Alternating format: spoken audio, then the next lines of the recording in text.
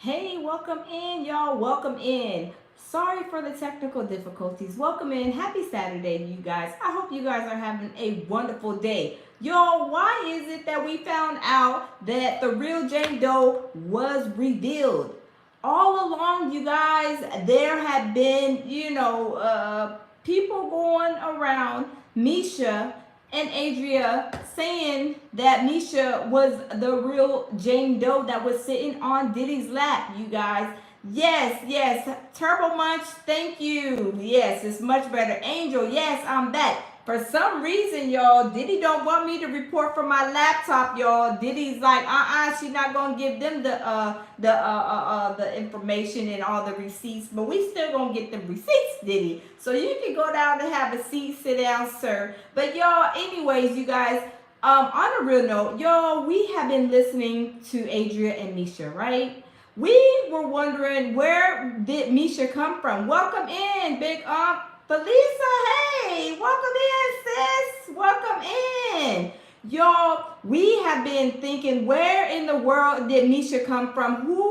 Where she come from? How did she meet up with Adria? Y'all, we found out that Misha met Adria allegedly, I believe, dealing with Diddy. Hey, good morning, Diddy. Welcome in. So, you guys, I did some research because the real Jane Doe came out the yesterday, I believe it was. Y'all, it's all over everywhere. The real Jane Doe is not Misha. You guys, Misha has been, telling some songs and dances and a whole bunch of lies behind that, y'all. She was going around on YouTube tour telling all these people that she is the one that was sitting on Diddy's lap in the D&G shirt.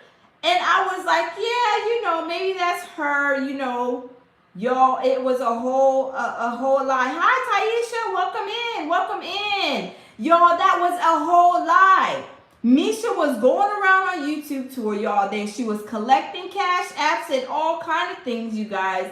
And she was saying that she was the real Jane Doe, that she was on the table, on the body cakes table. Y'all, she was saying she was the one sitting in Diddy's lap. She said she went, she saved Diddy from a burning fire. She pulled him out. Y'all, a whole bunch of lies. I feel that they were lies. Now, I'm not saying Misha has something going on. Maybe she does. I'm not a doctor. But y'all, I believe there is something going on with Misha mentally, because allegedly, I believe she's been in a mental hospital before, and I'm not making fun of nobody by no means. Welcome, Gary. Yes, I'm back. So, yeah, so you guys, I'm not making fun of nobody. I'm not saying anything about nobody's mental health because I'm not a doctor to claim the first. Let's say that. Let's start there. So, yes, Angel, she has serious mental issues, problems. Yes, I believe so, you guys, right? So, y'all, it's been going around for like a couple of weeks, right? I mean, we've been seeing Misha on this YouTube platform, on that YouTube platform, y'all. We've been seeing Misha all over the place. Then we see Misha on Sean Atwood's show, right? So when she was talking actually to Jaguar Wright was like, oh, okay, so you met me before, you seen me somewhere in Dallas? She's like, yeah, I seen you at this place, blah, blah, blah. And guess what? Jaguar Wright said, no, honey, baby, you didn't meet me at this club, at this place in 2012. Because I wasn't even in Dallas in 2012. I didn't move to Dallas till 2016. So, ma'am, you did not meet me. I've never even met you. I never talked to you until she talked to Misha. I believe it was on Natanya's platform, The Dopest Nerd. I believe that's where she first talked to on Natanya's platform, Jaguar Wright and Misha. I believe that's when they first was, talking on that platform. But Misha was saying, no, I seen you at this blah blah. Jaguar Wright's like, no, not at all. So you guys, I'm gonna play the receipt. Hey Topaz, welcome in. Hey D, welcome back. Cool dude, welcome in. Y'all, I got the receipts. Y'all. And Diddy must not want me to put the receipts on my laptop, you guys. So I have to go on my phone. But y'all, it's okay because I still got the receipts. So y'all, we first and then okay, let me roll that back, you guys. On top of that, you guys, remember when she was going on YouTube tour, Misha saying all these crazy things, y'all. She was saying that all these crazy things, that they ripped the baby out of her and came to the house, and I was like, oh my goodness, this is horrible. Remember the snake venom story? Remember she said there was a house that caught on fire. She pulled P. Diddy out of the burning fire. Y'all, they're saying that she was watching that movie Blink Twice and took some of the stories and was talking about that as if it was her own story. So I was like, yeah, smash the like button. Topaz says, hit the like, guys. Thank you. Thank you, Topaz. Yeah, smash the like button as you guys come in the building. But y'all, she was taking, they say, I haven't seen Blink Twice yet, but they were saying that Misha was taking some of the things that were in the Blink Twice movie and saying that it was hers. Like making it her own story. Then, the whole thing, she basically hijacked the real Jane Doe story, turned it around and said that it was her, was going around taking people's money, getting cash apps and all kind of stuff, allegedly from what I heard, you guys. And so many people were sending her money on Cash App. I think her Cash App locked up or something crazy like that, and she was upset. Y'all, why are people trying to make money off of somebody else's pain? Y'all, that is crazy. That is so crazy to me, you guys. I would never do that, and I don't like people who do that, because somebody else's pain should not be your pleasure and your money come up. I don't think that's right. I would never tell a story and say, yeah, I was this, I was that, and knowing that it's somebody else's story and somebody who had pain and trauma from that story. Y'all, these people are crazy. Yes, Blink Twice, Taisha. Yes, Blink Twice. Gary says negative attention. Yes. Big Unk says Blink Twice is a good movie. It's a lot of parts peed me off, but overall it's a good movie. Okay. Yeah, Turbo Match, I gotta watch it too. Gary said negative attention isn't proper attention. Exactly, Gary, absolutely. Dida says Adria English wants to file a lawsuit on official pain. How can she file a lawsuit on official pain when I don't know, y'all. I don't know. And like I said, Adria, she was a Rex worker before I guess, from her story, from what I gather, she was already in that porn star, in that realm or whatever. So who's to say that she wasn't with the smoke? I'm not saying, I don't know if Diddy did anything to her for real. But I'm just saying, I don't know, you guys. I'm not judging nobody, but I'm just saying certain things that you see how people carry themselves, you guys. And I'm being real. You see how people carry themselves, and you're like, no, that doesn't even look like nowhere near a victim behavior, right? Y'all, I'm just saying, you guys, I'm just saying. Paul, welcome in. Thank you. Yes, happy holidays to all of my loungers. Happy holidays, you guys. Smash the like button, you guys. Hey, Carol, welcome in. Oh, thank you, Carol. Carol says, hi, everyone. I love your reindeer hat. Thank you. But you guys, y'all, and then on top of that, the lawyer for the real Jane Doe came out 2 or 3 days ago, put out a statement on X saying, basically in a nice professional way, as they should, Misha, go somewhere, sit down somewhere, have a couple of seats, because you is not who we is representing. Remember, Adria said, oh, well, she can't find a lawyer. Well, guess what? The real Jane Doe has a lawyer, and it's the same lawyer as Cassie. Yo, why would Misha go out there? If I knew that somebody, the real person, had a lawyer already, everything was in place, why would I try to hijack their story and say, oh, there's no lawyer that will represent me? Y'all, these people are crazy.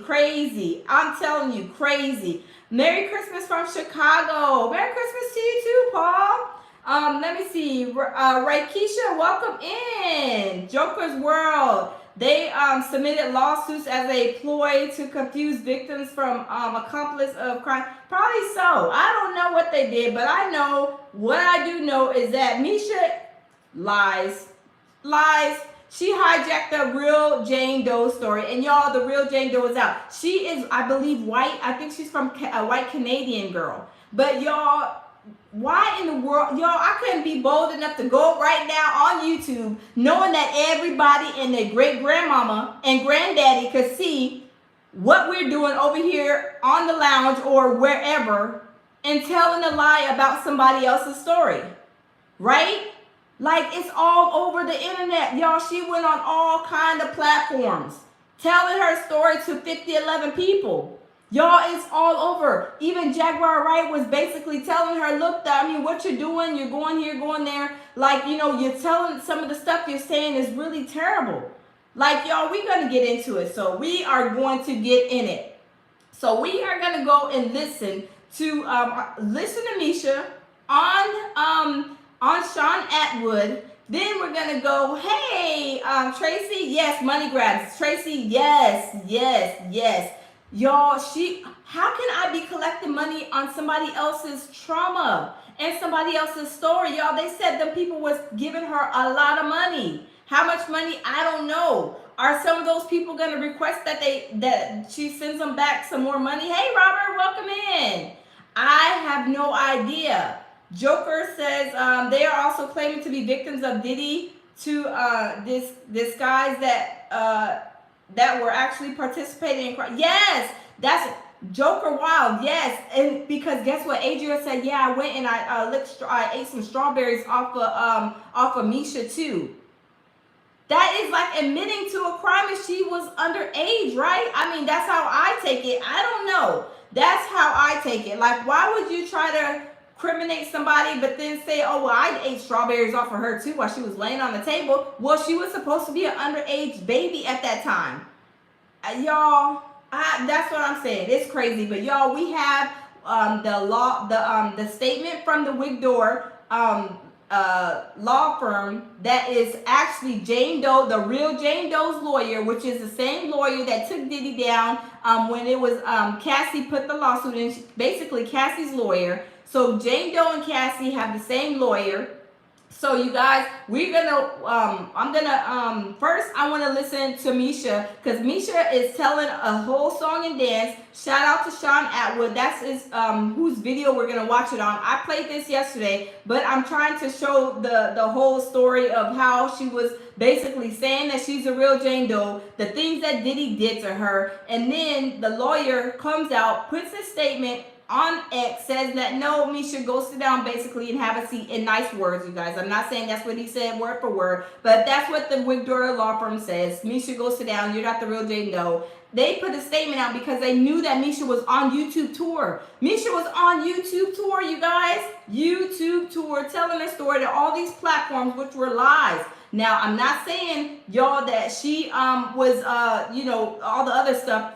She has some mental issues, something that is going on. Evidently, I think so. I'm not making fun of her with that. What I don't like is her saying that she was a real person who dealt with this traumatic situation and taking somebody else's trauma and, you know, capitalizing off of it. You guys, that's not right. But, y'all, we are going to listen to her on Sean Atwood, you guys. We are listening to her on Sean Atwood first, and then we're going to go on to the other things. But, y'all, let's get into it. Since I can't use my laptop to kind of make it a lot easier, you guys, Diddy must be, like B said, Diddy must be saying, girl, you're not going to be snitching on me. But, y'all, let's get into it. Let me turn the camera, and then let's listen to what Misha is saying on Sean Atwood on here on YouTube.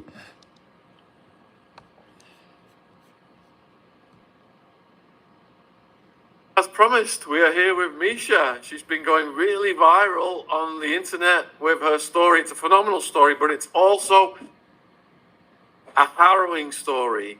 So just a quick disclaimer here. If you've got any kids in the room, get them out of the room.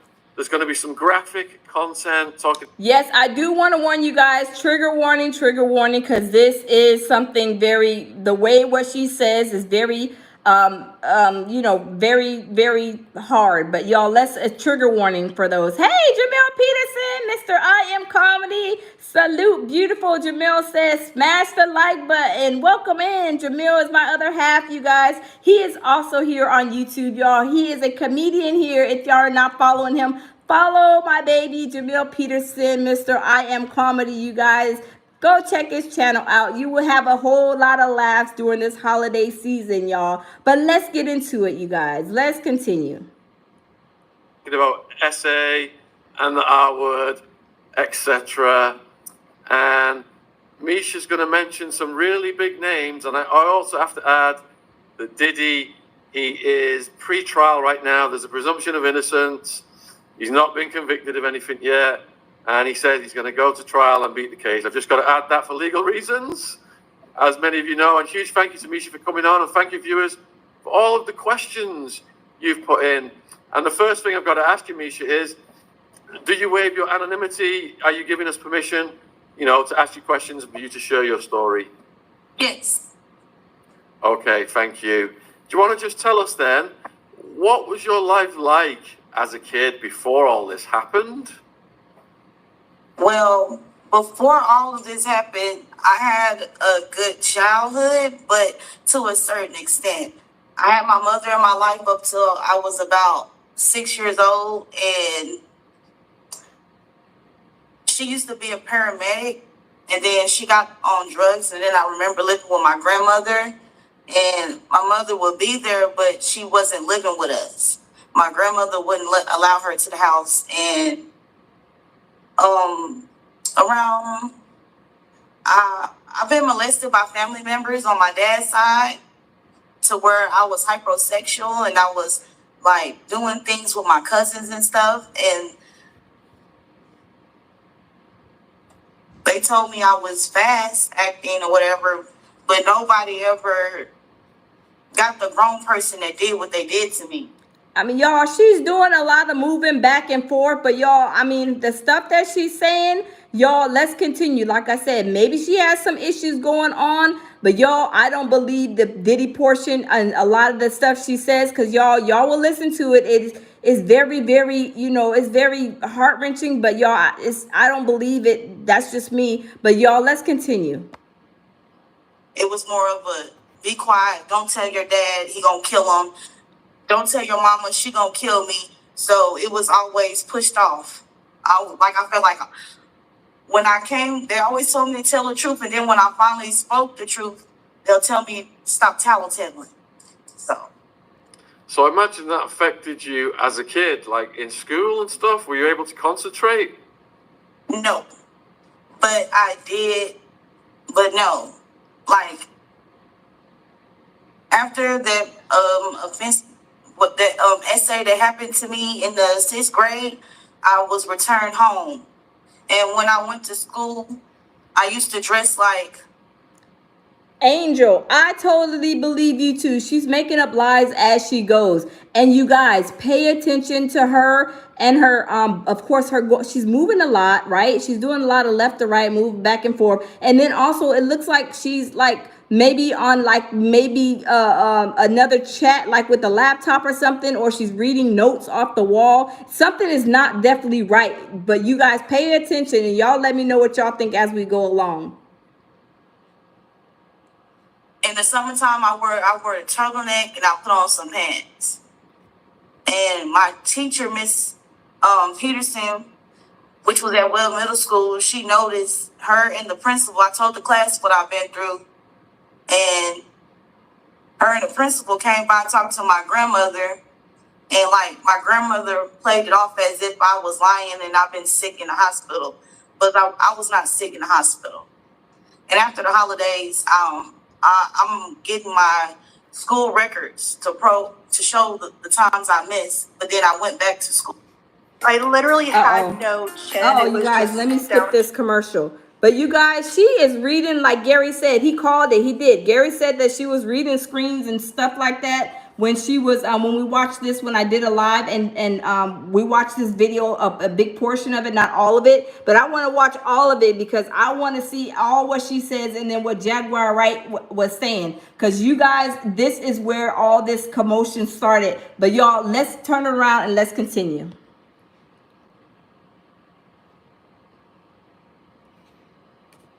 Yes. A lot of people wonder why I acted weird when I came back, but I had one best friend. She don't want her name to be mentioned. She said she don't want no parts, but she knew everything.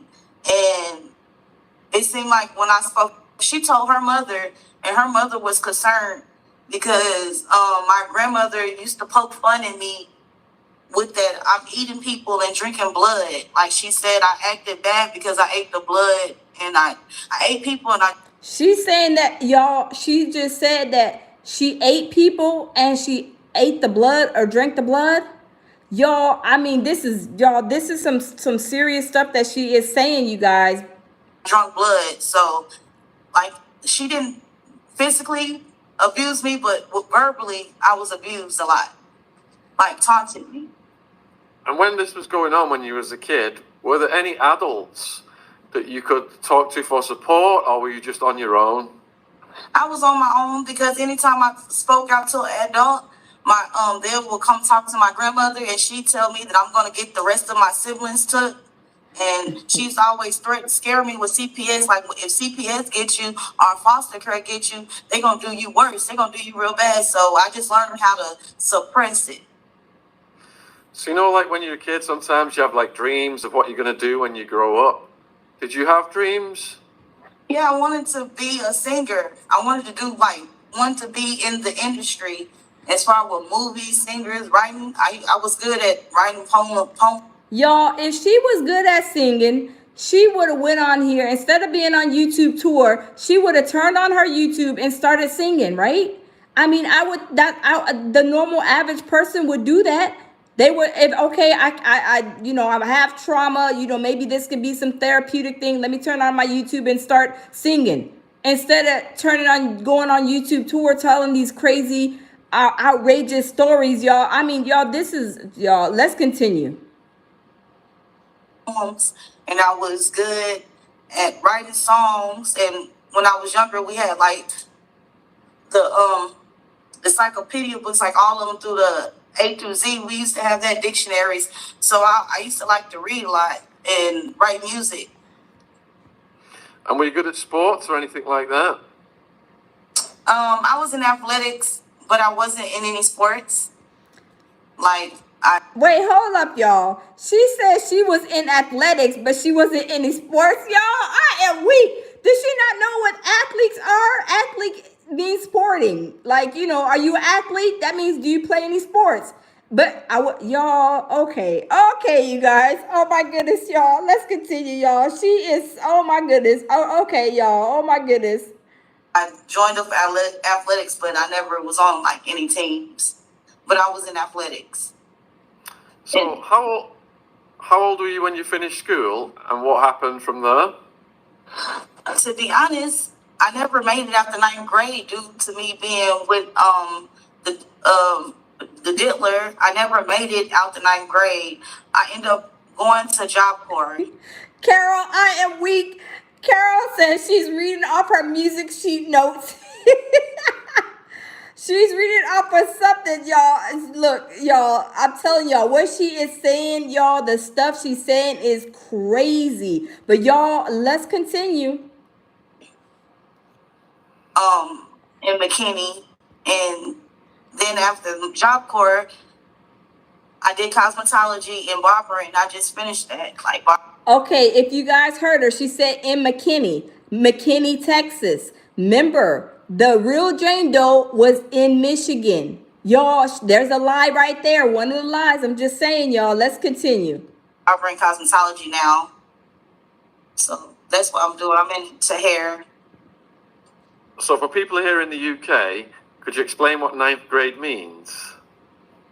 9th grade is like after the 8th. 9th grade, in high school, you have the 9th, the 10th, the 11th, and the 12th. I only made it to the 9th. I never made it to the other grades. We can see. How old was that? When, that's when you're 13, the 9th grade, you're 13, turning 14. Okay, and how did you end up meeting Diddy? Gary and D, you guys are hilarious, y'all. Let's continue. Well, when I was younger in the middle school, I was advised not to say the person's name, so I'm not going to say her name. I met this girl, and after the 9/11, the Muslims were getting bullied real bad, and they bullied her because she wore the black turban on her head, and she told me that she wanted to be in gymnastics, and But her family wanted her to be like a gymnastics star, but she wanted to be a singer. She already knew. Burnout. Uh-oh, you guys. Let's skip this commercial. Y'all, hey, welcome in everybody. Happy holidays. Y'all, if y'all are just joining us, y'all, we are going over this video with Misha. So y'all, Misha, if you guys don't know, Misha is the one that was claiming to be the Jane Doe sitting on P. Diddy's lap in the DNG shirt. Y'all, we found out that no, Lamisha was telling a whole song, dance, and a story, a lie basically, and saying that she was that person when the lawyer of the real Jane Doe came out and put a statement. But y'all, we are listening to Lamisha's stories. Let's continue, y'all. This is wild. Writing as a child, and I was like, they talked to me bad and was like I was going to be nothing other than a harlot. So I gave her the music because I was mad. And her dad worked for CNN, and he was a producer. So, but he wasn't the type of producer that I needed. He introduced me to a ghostwriter that worked for, or that ghostwriter for Clive Davis and other music people, which was a Jewish guy. Okay, she said a ghostwriter for Clive Davis. What is Clive Davis singing? He don't even sing. Clive Davis is not a singer. What is she talking about? Y'all, the lies that this girl is telling y'all. Let's continue. With dark hair, and it was curly. He had a pointy nose. And through the Jewish guy, he was paying me the money from Clive Davis. That's how much I want. And like, I'm a kid. At first I was getting $20 for a composition books. But then after that, they started giving me $500. And I used to just give that money to my grandmother. And then he bought Pierre Harvey, however you say his name. He bought him, and he was kind of bullyish acting without the Jewish guy there. At first he was paying me. And then I remember one time he came with a cigar and he snatched the book out my hand and like blew the smoke and was like, write some more. I'll be back. You better have like command me to write more. They was coming by my house this whole time and they was recording me, like audition. Like they had me doing dances, singing the songs that I wrote. And one day, P.R. Harvey, he came by himself and he said, with a driver in a black SUV truck with tinted windows, he said that P. Diddy wanted to meet me in person and come to his flavor camp. Wait, hold up, swole up. Y'all, she said that P. Diddy wanted to meet her in person. Y'all, we already know that Diddy has a type. Lamisha is not Diddy's type. Now, let's be real. I don't mean to be ugly. Let's be real. Lamisha does not even meet the even for the second or third round runner up. I'm just saying. Why she say that Diddy wanted to meet her? For what? Y'all, the lies. Let's continue. The lies. Liar, pants on fire. For 48 hours, I told my grandmother. My grandmother said no. I was mad because I felt like she was taking away from me wanting to be a star. So I took it upon myself to sneak out the house, which was in broad daylight. And I went to the car and I was thinking P. Diddy was going to be outside. But it was... You was thinking y'all, welcome in. She was thinking that P. Diddy was going to be outside of her house.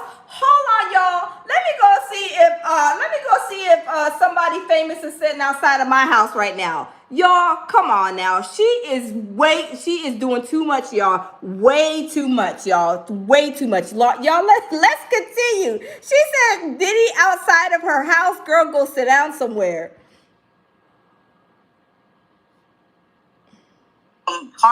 Pierre Harvey, however you say his name. It was him outside. And he had Diddy on the phone, and it was a big, thick cell phone he used to have. And he called him. I heard his voice. And I said, okay, the whole thing was they were supposed to take me to go find my mother, which was on drugs. And like, I knew which part of the area she'd be in, but we never went to go search for her. When I sat in the car he was like, eat the candy. And it was some strawberries. It looked like it was open. I was like the jelly beans, they just felt like funny. And he was like, eat it, eat it, eat it. Like being real persistent with me to eat the jelly beans. And when I ate it, I swallowed some of the juice, but then it hit me and like I kind of just got stuck. And then I was like, I want to get out. And like he closed the door, slammed the car door, and then he got in the car. And next thing I know, they're lifting me onto the jet. And they're saying like my body weight is dead. They're saying I was heavy. Like she heavy or whatever. I remember waking up on Ma'am, you look like you're very heavy. I'm not trying to be funny or mean, you guys, but if she's saying that she was heavy, it seems like she's talking about her current weight. Because if she's talking about the size of the girl in the DNG, that girl was very thin. She wouldn't have been that heavy for somebody to carry y'all. Y'all know how some men, y'all, they can put us over, throw us over their shoulder. But it's somebody bigger weight. Of course they're gonna say, y'all, the lies that this girl tells, liar, liar, pants on fire. Y'all, let's continue. On the jet, I remember my ear popping and my stomach dropping, and it's foggy because I get there, and it was so traumatic. It was so traumatic. When I get there, I had on a pink Nikes and like a pink windbreaker outfit. When I get there, I had that on. I wake up, I have on the DG.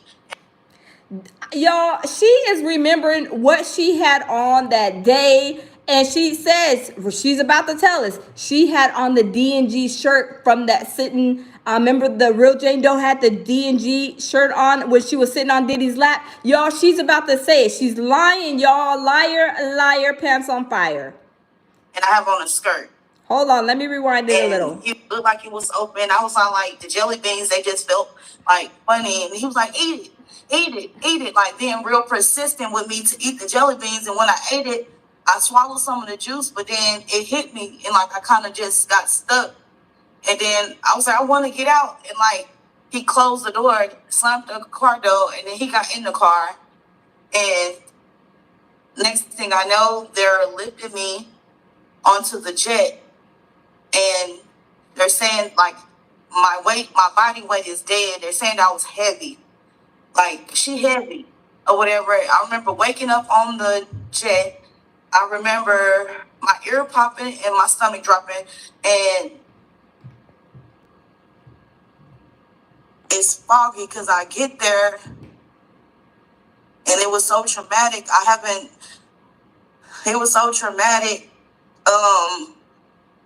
When I get there, I had on a pink Nikes and like a pink windbreaker outfit. When I get there, I had that on. I wake up, I have on the DG and I have on a skirt. And y'all, why is she saying when she woke up she had on the D&G shirt and the skirt? The D&G shirt and skirt is what the real Jane Doe had on. How did you fall asleep and all of a sudden wake up with that on? Y'all, this is so bogus to me, y'all. This don't even make sense. Misha is, y'all, let's continue. She is doing the most. He was telling me, welcome to the flavor camp, and I'm going to make you a star. You have the qualities or whatever. And he gave me a camera, and he told me to take pictures of the area. Like, take pictures of that stuff that I remembered. I took a picture of the pool table. I took a picture of the room. I took a picture of the studio because it's pictures without me in the studio, but it was just regular pictures. I took pictures of that.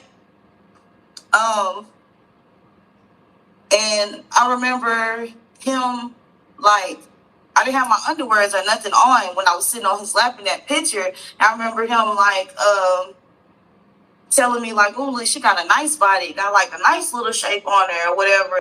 Because my grandmother... Are you serious? She said that, he said that I got a nice little shape on me and she ain't wearing no underwear. Y'all, this is bananas, y'all. This is crazy. They used to poke fun at me with that I'm eating people and drinking blood. Hold on, you guys. I acted bad because I ate the blood and I ate people and I drunk. Hold on, you guys. I think I hold on, you guys. I think I like went too far when I was trying to fast forward it. But y'all, Lamisha is telling a lie, y'all. I don't believe this for one moment, y'all. But let me turn it back around and let me continue. Again of the thrust woke me up. So when I looked in the mirror to see, like, dang, you're not done, it was pure heartbeat. So I started yelling, no, no, no, no, no, because I didn't consent to him, you know. I passed out again because it hurt so much, the pain. They tell the Jewish guy to come. The Jewish guy, I was looking at him like, help me, because I remember him telling me he just had a daughter. So I'm thinking he would help me. And he just looking there, he looking scared. I think he was crying too, to be honest. He was crying. He was looking, he didn't want to be there. And,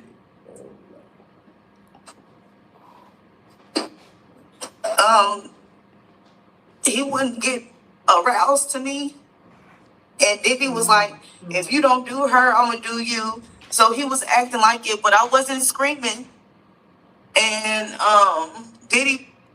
I don't even understand what, if you don't do her, I'm going to do you. What? Y'all, I'm telling you, something's wrong with this girl. Told him get out the way or whatever. And then Peter Harvey came back over there. He turned me around and he started making me give him from the front in my mouth. And I remember I couldn't breathe. I remember he slapped me upside my head, told me not to use my teeth. I remember him smoking. They were smoking. They were smoking white hard stuff, white rocks. And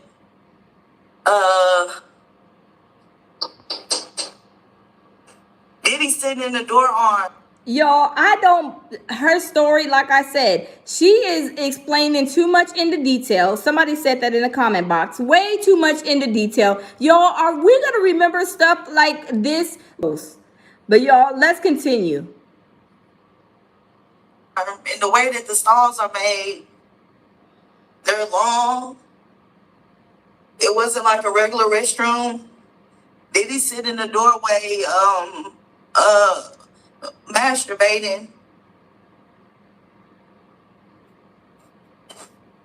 He's recording, and I remember that man shoving a champagne bottle at me, and I was screaming. I know if I wasn't screaming, I was screaming so loud. Hey, y'all, welcome in, Tigra. Welcome in, Adrian. Burning Robot, everybody, welcome in, y'all. This is Lamisha, y'all. We are getting straight. We're cutting to the chase on Lamisha because, y'all, she's saying that she was a real Jane Doe, and this is her story. So, you guys are we got a couple of receipts that we're going to go over with her telling everything that she was telling here on Sean Atwood, and then her meeting up later on in a few with Jaguar, right? And, y'all, we are getting into it.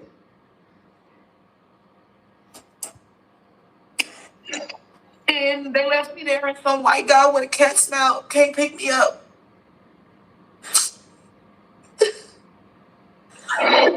This white guy said he gonna take me home. I said I want to go home. So I was thinking I was going home. They put me on a jet. He was like, we can't send her home. He was acting frantic because I think he came to for what he did to me. And he was like, I couldn't go home. I remember the white guy put me on jet. They drugged me again, and it was other Caucasian. Misha, why are we using tissue and I don't see no tears falling from your eyes, ma'am? There is no tears. No tears at all. Y'all, this is crazy. Y'all, welcome in, welcome in. We are going through this situation with Lamisha, showing that she lied about being the real Jane Doe. This is her story as to what she was saying, and saying that she woke up, she went in a pink outfit or something like that. Next thing you know, she wakes up with a D&G white shirt on, with the skirt with no underwear. Y'all, this is bogus, y'all, bogus. Asian teenager girls with me. And I remember being with them at first, and then it was just me by myself. And they passed me around to all type of white men. I remember being tied to a tree, being beat in my back. I remember them drugging me out of my mind. I wanted to die. And they put my hand over the stove.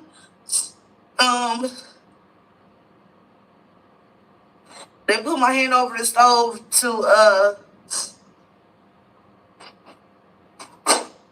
like wake me up.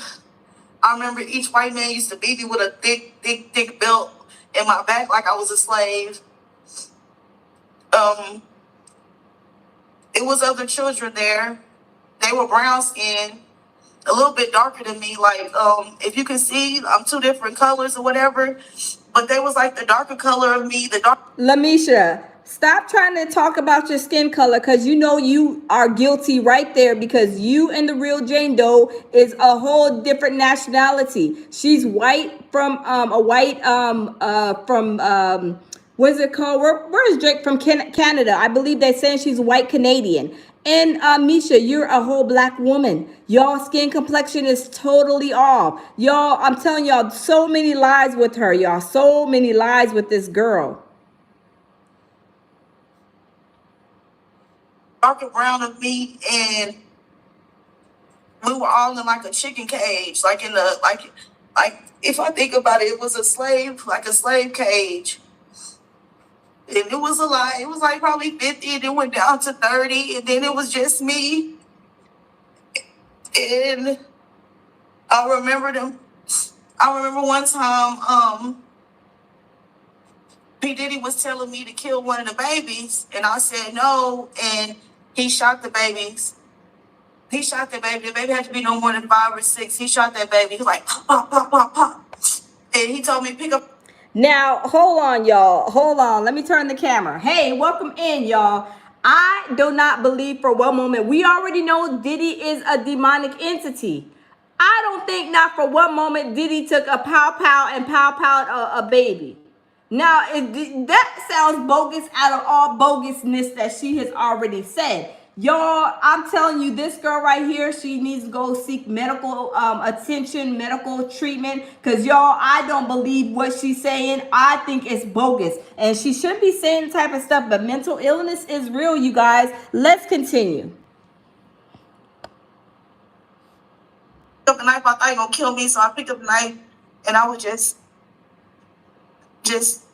the body of the baby, and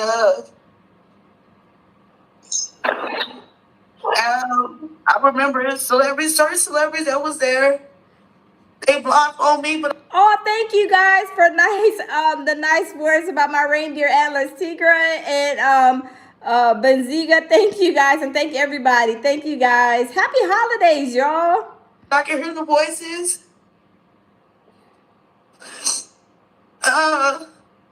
They had a knife, a corkscrew, a candle, a spoon.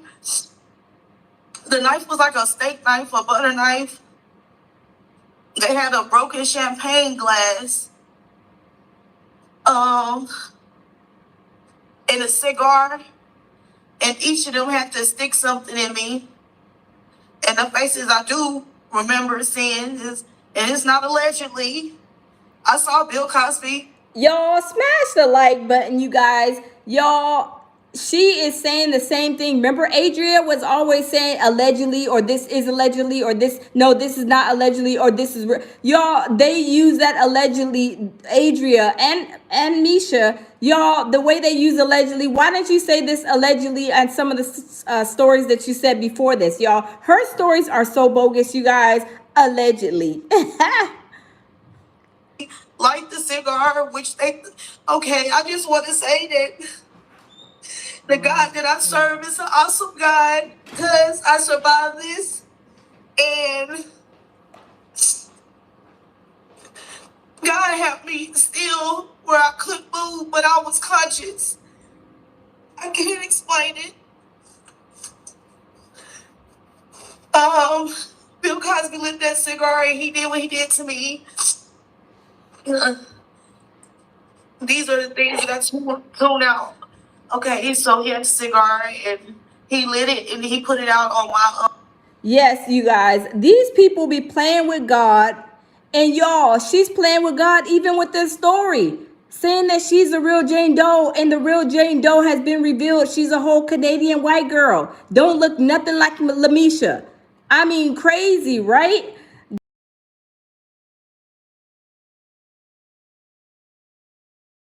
Yes, y'all, let's continue. My area. Oh, I think Jamil meant to say surviving the liar. I remember Jennifer Lopez saying she didn't want to do it. She was there with another guy, and she did it really hard. And she stabbed me with the champagne. I was screaming, going crazy. I think I started moving, and they blindfolded me, and I couldn't see what the rest of them did to me. And I remember we were all in a room with candles, and we great content needs a great audience. Oh, let's skip this commercial. Y'all, I don't believe her for not one moment. No, because from what I hold on, let me stop it real quick. So you guys, Jaguar Wright, after this little dispute right here, y'all, Jaguar Wright is gonna start having a conversation with her. Y'all, I believe Jaguar Wright, I'm not sure if it was on this clip or another clip that I watched, but she was saying, like, weren't you in a hospital or something getting like treatment? Y'all, I believe she has mental illness. But y'all, why I believe Adria set her up to doing this. This is my personal opinion now. Somehow she got in contact with Adria. Adria said that they met back in, like, I think with the Diddy stuff, but they met years ago. I believe that Adria set her up to say this and do this. That's my personal opinion. I believe Adria was like, girl, you can make some money. People send you cash apps for hearing these stories. You know, they feel sorry for you. You can make some money. It's the holidays. You broke, girl. We can get some money. And I think that's what happened. My opinion, y'all. I mean, I can't say it confirmed. I'm just saying that's what I feel, y'all. She's been on YouTube tour, a lot of people's channels, collecting money and cash apps. I'm just saying. But y'all, let's continue.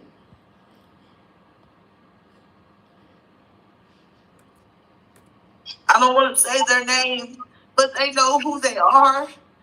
And whatever drug that they had us on, you can see what appeared in the light. And I promise, like, I'm not lying. It's a spiritual warfare going on. These people conjured up these veils, they conjured up Oshun, they conjured up everything. When it's my turn, I just kept saying Jesus Christ, and they said, what is she doing? Like, she can't call on him. And then they said I couldn't say Christ, so I just kept saying Jesus, Jesus, Jesus, Jesus, Jesus, and it appeared in the light. I don't know what drugs they had us on, but we all saw it. And they called me a witch, and they beat me to death. They beat me. Ma'am, if they beat you to death, you wouldn't be here with us right now talking. If they beat you to death, let's continue. Just take a minute, Misha, and just take a breath. I think you've done so well. Your mic's a bit disturbed, Ron. It's like making vibrational noises. Misha, we're just gonna, you're such a brave person. You know, to tell your story and to relive this, and everyone's saluting your bravery right now. It's all just love and respect in the comments. Let's just take a break from the horror for a second, and I'm just gonna ask you some questions away from the horror. So, how old are you when this happened, and also, when to be at that age and to hear about.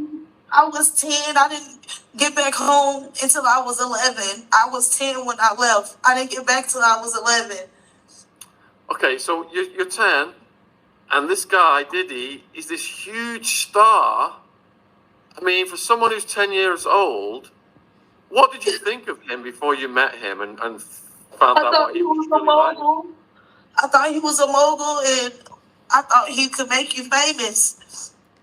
You thought he was a mogul, and you thought he could make you famous at 10 years old? Y'all, this is crazy. Who does not know where their 10-year-old child is, you guys? Let's be real. Who in the world got a child that's 10 years old and don't know that they're gone with somebody else? They're not here no more. Wouldn't your mom call 911, go do to the police department and report a missing child? Y'all, this is crazy. 10 years old, y'all. He did it for Biggie. He did it for Mary J. Blige. He did it for all these artists. I didn't know that the music industry is dark like this. I didn't know. But then I did know, because before I left, they was teaching me witchcraft, like making music over the water. They gave me a book. Because, King James, before he wrote the Bible, he has another book. You was making music over the water? What does that mean? Y'all, I'm confused. They was giving me that book to, read it, to do spells. So I was thinking of it as, Harry Potter in my mind or something. I wasn't thinking it was demonic. I didn't know what I was getting myself into. So is it a method they employed that they tell kids they're going to make them stars, or they're going to give their careers a rise up? Is that the kind of thing they did? They're blowing smoke? Yeah, they tell you that they're going to make you big. He told me he was going to bring me out when I turned 20. But they tell you that they're going to make you a star. They tell you that they promise you a lot of things, and you don't get nothing took from you, because he wants your innocence. He wants your creativity, and he wants power over you. So that's why he do the things he do, is for power. And you were just 10. So you said you were stuck there until you was 11. You were stuck there for a year? Yeah, because how my birthday works, right now I'm 33. But in December... Y'all, I don't know. That's what they say. You know how my birthday works. I didn't know birthdays work. Did you guys know birthdays work? I mean, I didn't know how my birthday works is I'm 21, and yeah, I'll be 22. How your birthday works, y'all, that's the first time I heard that. I'm gonna start using that. How my birthday works. How my birthday works is I'm really X amount of age, but how my birthday works, I'm really 21. I'm just saying, y'all, this is crazy. Wow, how my birthday works. Okay. I turned 34. All right, so how soon after you were introduced to them did the horrors start? Was there a period where they were nice to you first, or did it get really bad quite quickly? Well, everything was bad to me. Even with Clyde Davis, everything was bad to me. Because when they come back and I'm standing talking about it, I tune out. He was there too. He did something to me. But it was so traumatizing to me that I don't want to remember it. I don't remember eating. I remember drinking my own urine and having to eat feces. Y'all, drinking your own urine and eating feces?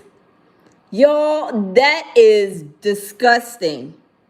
And why she is making up this stuff and probably, I don't know, reading off that board that looked like she's reading off or some notes or something. That is crazy. Y'all, I believe, like I said, how her mind is made, how her birthday is set up is maybe the same way as how her mind is made up. I don't know, you guys, but she has some issues going on, and that is disgusting. She had to drink her own urine, and y'all, this is sickening. Y'all, this is sickening. It was nothing good about it.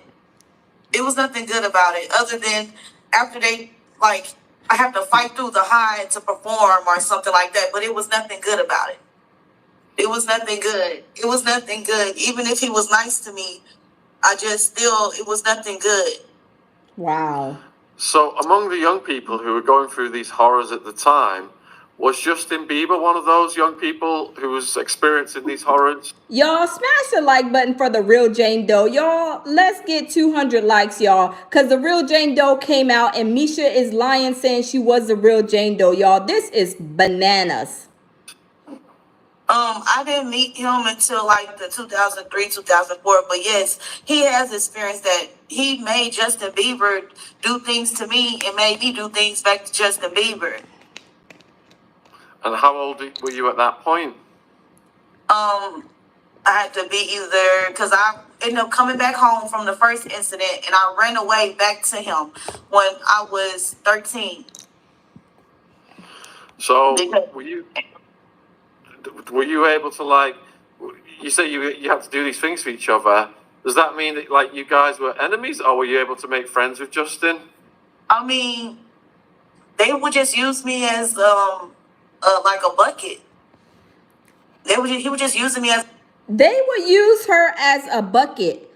Can somebody translate that and tell me what they use me as a bucket? What does use me as a bucket mean? Do y'all know what use me as a bucket means, y'all? Because I'm totally lost. She said how her birthday is set up and using her as a bucket. I'm like, I'm not understanding her, y'all. I'm really not. But let's continue. As a bucket, even his sons. And God could take me down, like God could strike me down. Even his sons, Justin and King. Quincy was there too. But he would use me as a bucket. And other young artists, I haven't named their names. But they would. Turbo Munch said her bucket works differently too, just like her birthday. Y'all, let's continue. Use me as a bucket. If I recall, I remember them having to hold his arms. Quincy had to record. We were all underage. He drugged them. He always keep us drugged. I remember they hurt me real bad in the back, with the part where I do number 2 at. And he told me, I told him I was in pain, and he told me, "Oh, you in pain? You wouldn't get your revenge back?" And I was like, "Yeah." And he made me do it back to Justin. And Justin was screaming, he was crying. So I was going to ask if you and the other young people could, like, plan to escape, but if they were using substances on you, I imagine that the substances kept you trapped.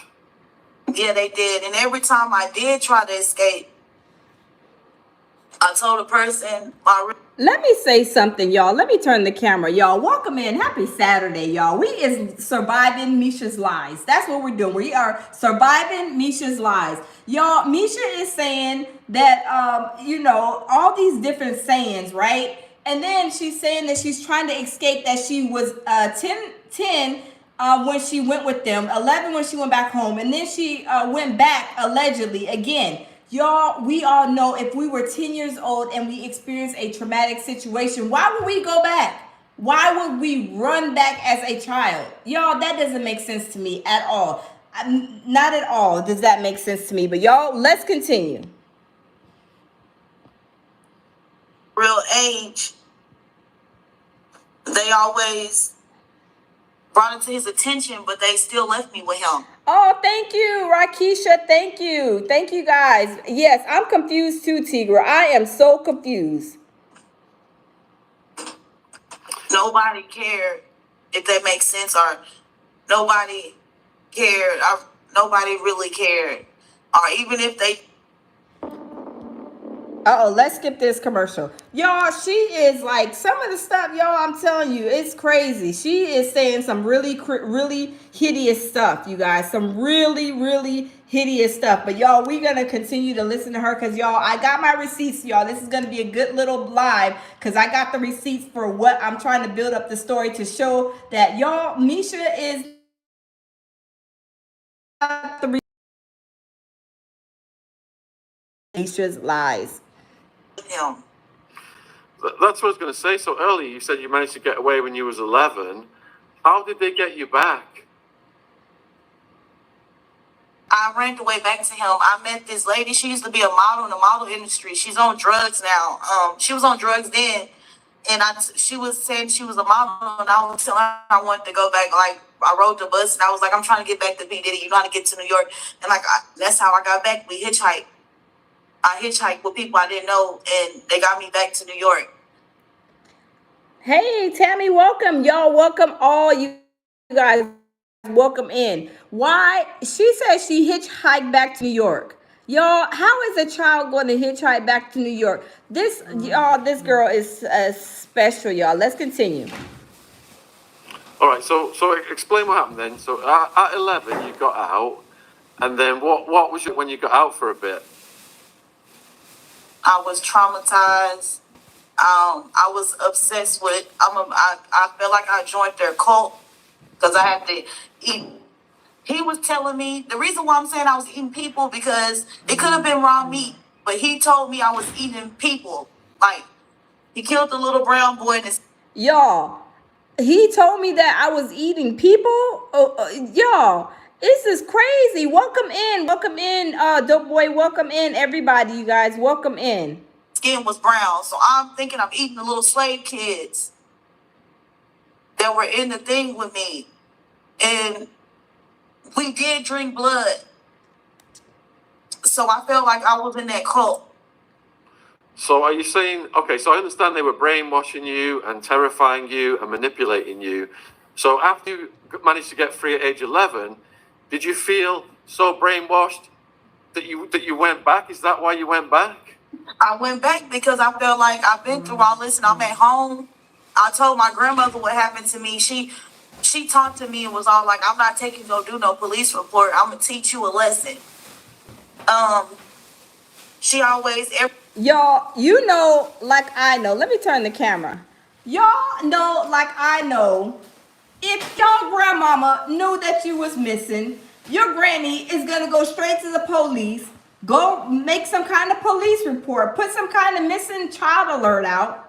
Y'all, there is no way a grandma is gonna try to teach you a lesson for you running away, y'all. Especially not no black grandma. A black grandma is gonna be like, girl, you don't go out there and get a switch off that tree, and I'm about to tear that butt up. Y'all, a real grandma is not about to be saying that she gonna teach you a lesson. No, y'all, she is bogus, y'all.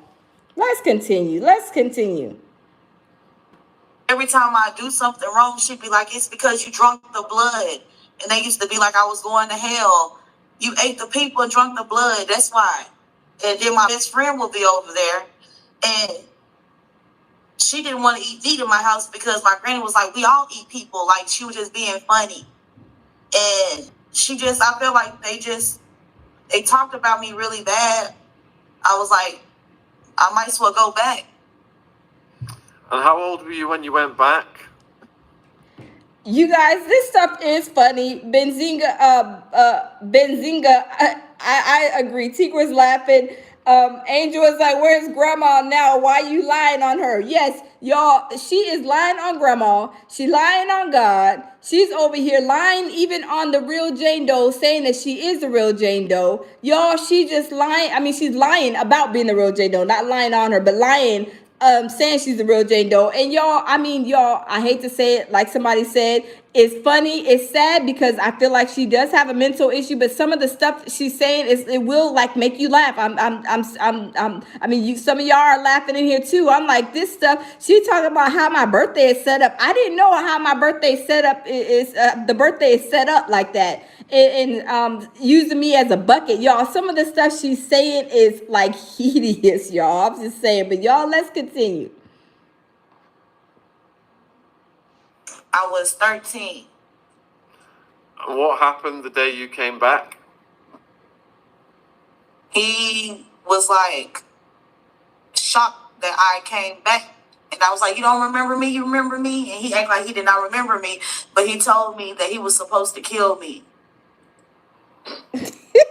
What? And he kept me. He took me in public to parties, like elite parties. He kept me around, and whatever they was doing to me, they were mad because it didn't work.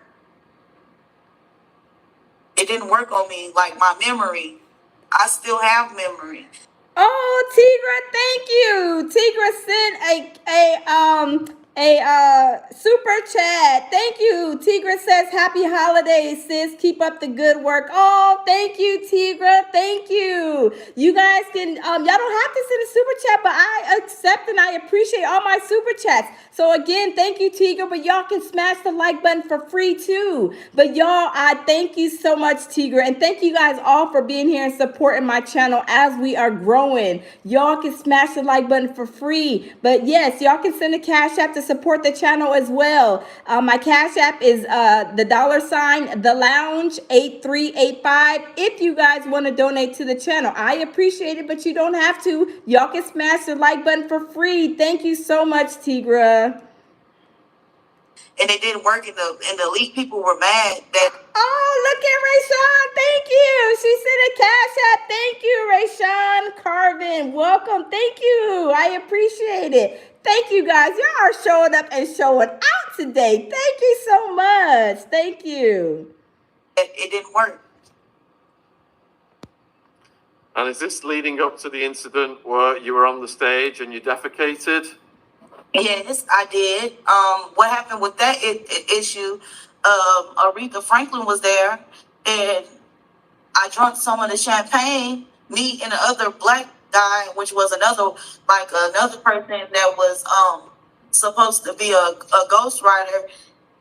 We thinking it's BCB powder, and we drunk it, and then we had to go to the restroom instantly, and everybody was everywhere having freak off fun. So the restroom was full of people, and he found me. He was like, I've been looking for you. Get on the stage. And when I got on stage, I couldn't hold it. So I'm up there dancing, like, ooh, just dancing around, and I'm using it on myself because he wouldn't let me go. He wouldn't let me go to the restroom, and that was a humiliating feeling right there, because everybody just looking at me like, oh, I hear people saying she stinks, and like, oh, she nasty. Like, is she just gonna keep dancing? Lord, this is crazy. Big Unc said, see, she lying. That was a white girl that had a BM on stage. Yeah, I'm telling you guys, she is saying so many lies, hijacking other people's story and trying to make a story and capitalize off of other people's story, y'all. I ain't never seen, y'all put a 1 in the chat. If y'all have ever seen anybody capitalizing off of somebody else's trauma and pain, I never seen anybody capitalizing off of somebody's trauma and pain. If you guys have seen somebody do that, put a 2. If you guys haven't, put a 1. If you guys have, put a 2 in the comment box. I put a 1. I've never seen somebody hijack somebody else's story and make it theirs to try to capitalize off of it. Y'all, this is bananas. And I remember Denzel Washington was like, you don't have no respect for nobody. And him and his wife left. And there was a lot of people, a lot of celebrities there. And did he punish you after that? Yes. How? I got beat up, and then after that, I remember seeing me and Miss English. I remember waking up. She was just out there like this, out of there. And I remember yelling, help me, but she couldn't get up. She couldn't move. She was out of there. We were just both out of there, and it was like a line. It had to be like more than 100, 200 people was in a line, like a cafeteria. One line was this way, one line was this way. Like, they're going to us, and everybody having sex with us at the party. And there's had to be more than 200 people, 150 people. So was Miss English going through a lot of the same things as you? We did have her on the channel. She described some horrific stuff.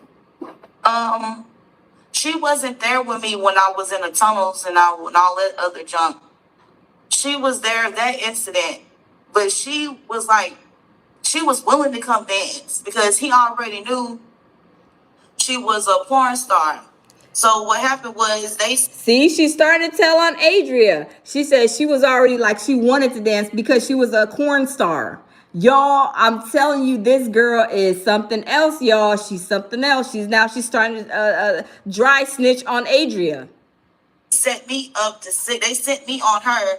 She was working at a club, and they told me to give her this money and tell her I choose up with her. So I gave her the money, and she took me back with her.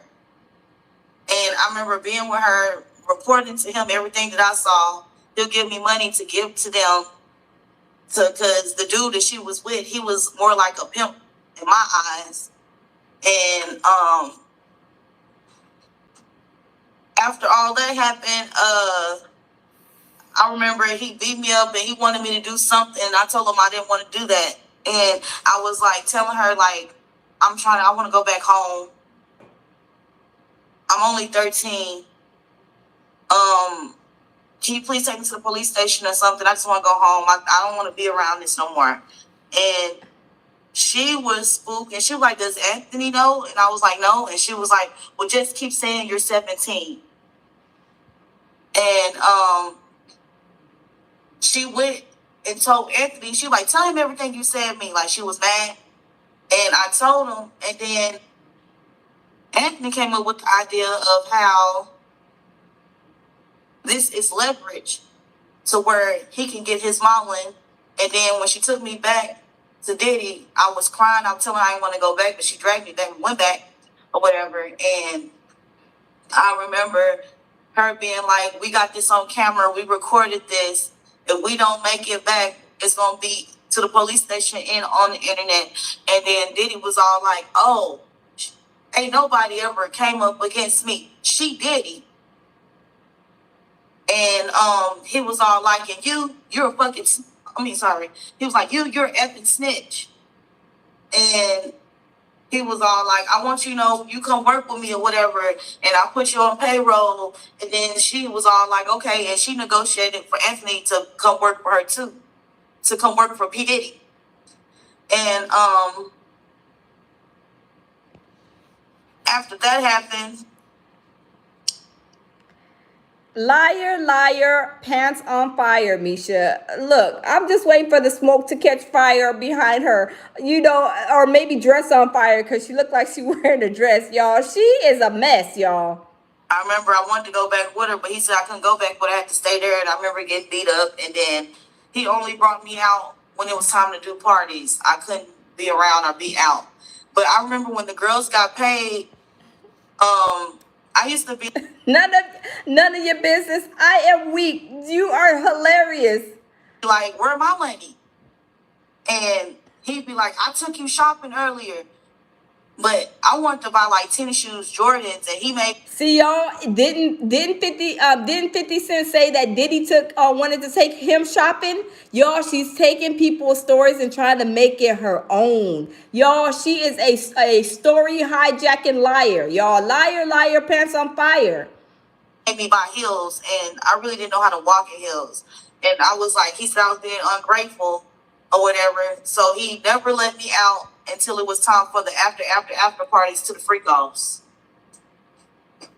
And what was the difference between a regular party and an after party? The regular party, it'd be like people be there with their children, the kids be there, and there still be naked people around, but the kids it'd be like the kids, everybody outside, no one is having an orgy. Misha, let me see. Let me turn the camera. Misha, you said all the kids are outside? No, that is not how the parties went, ma'am. No, the kids were on the tables. They were used as, little Rex trafficking babies. You talking about all the kids are on the outside? Girl, go sit down somewhere. You can't even tell the right story. Some of your stories, you can't even get the right story. Y'all, this girl is crazy. Liar, liar, pants on fire.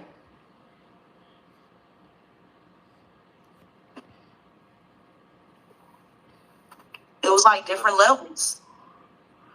So in the after party, it was just full on, anything went. Yeah. Everybody on everybody, girls on girls, guys on guys, guys on kids, kids on kids. It was everything. And is this around the time there was a plan to get you pregnant? I was pregnant a lot throughout that time. I have scars, but when I went to the doctor as a grown woman now, I only have one child. I had him normal. The doctor said that he told me that they was going to take my organs because my C-section started from my chest, which you can see I still have a black scar. Like, I have a dark scar right here from my chest all the way down. That's how they cut me. I remember waking up looking and seeing my insides. That's how they cut me. I got pregnant multiple times. No, ma'am, you must have had some kind of open heart surgery or something, because they're not cutting people from up top to bottom when you having a C-section. My son is, ooh, y'all, my son's almost 30 years old, and they did not cut me from top to bottom. So, Misha, you are way younger than I am, honey bunny. They was not cutting people from top to bottom. So go sit down somewhere, have a couple of seats. But y'all, we gonna continue to listen to this liar, pants on fire. But I told him, like, because it got to the point where I started seeing spirits. Because we was into that cult stuff. He was using me to see the spirits and talk to the spirits. And I told him if he killed me or if he killed another baby, that he was going to die.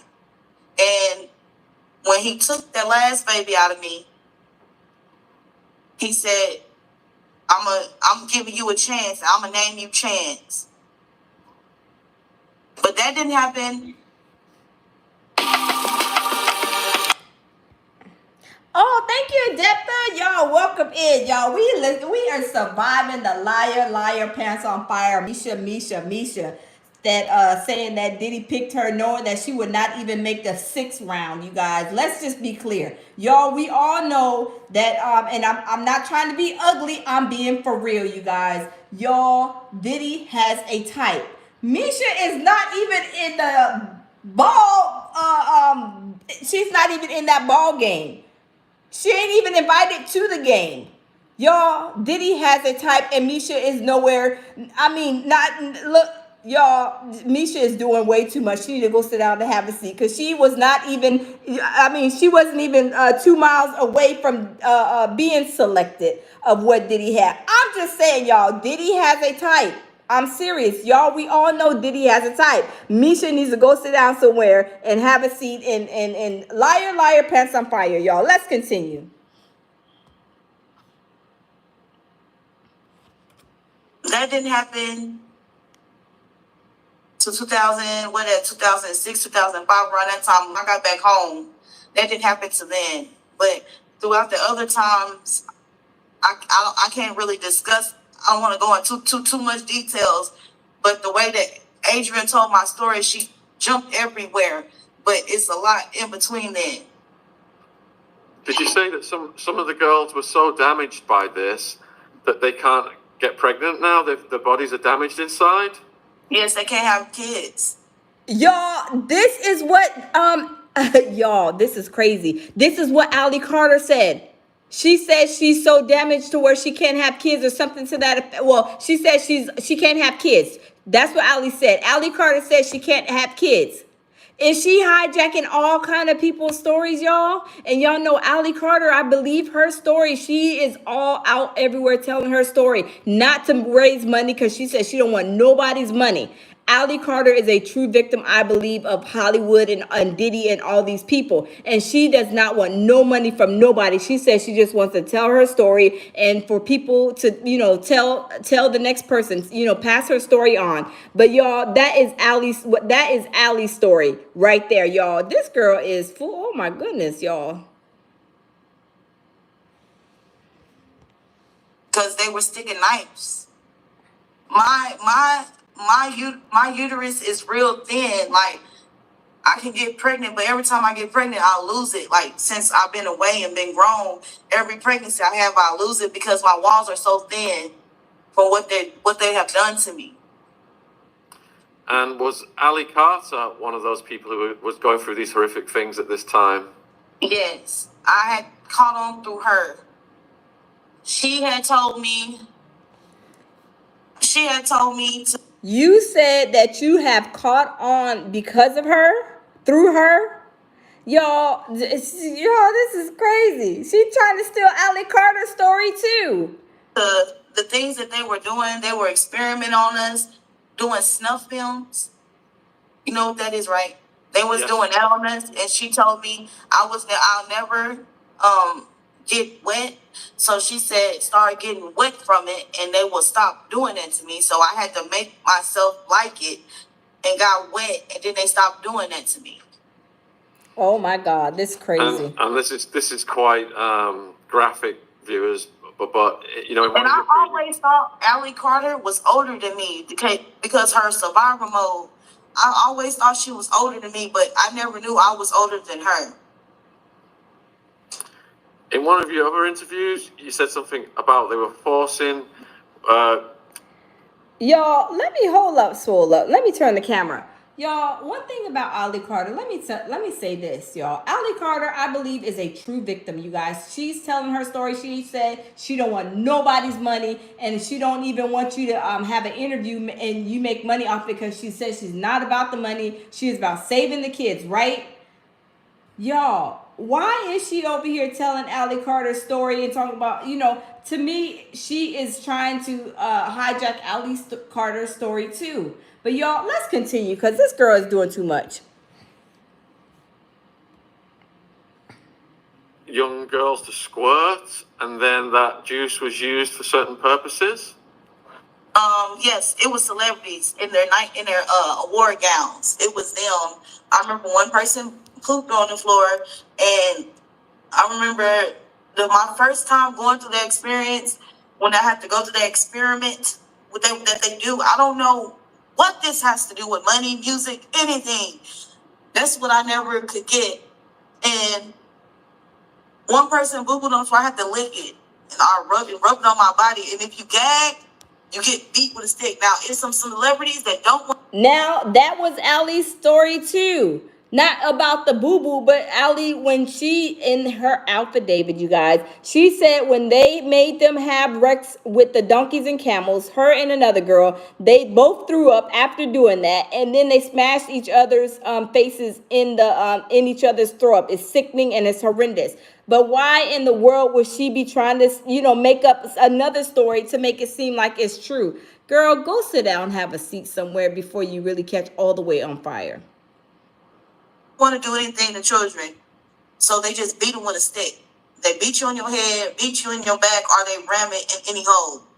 But they have to do something at these parties. Like, if you in this room, I remember it being a white square room with a dance floor, and it's like the neon lights, like the lights going, and everybody's standing there, and the kids will be butt naked with like a leash on their neck.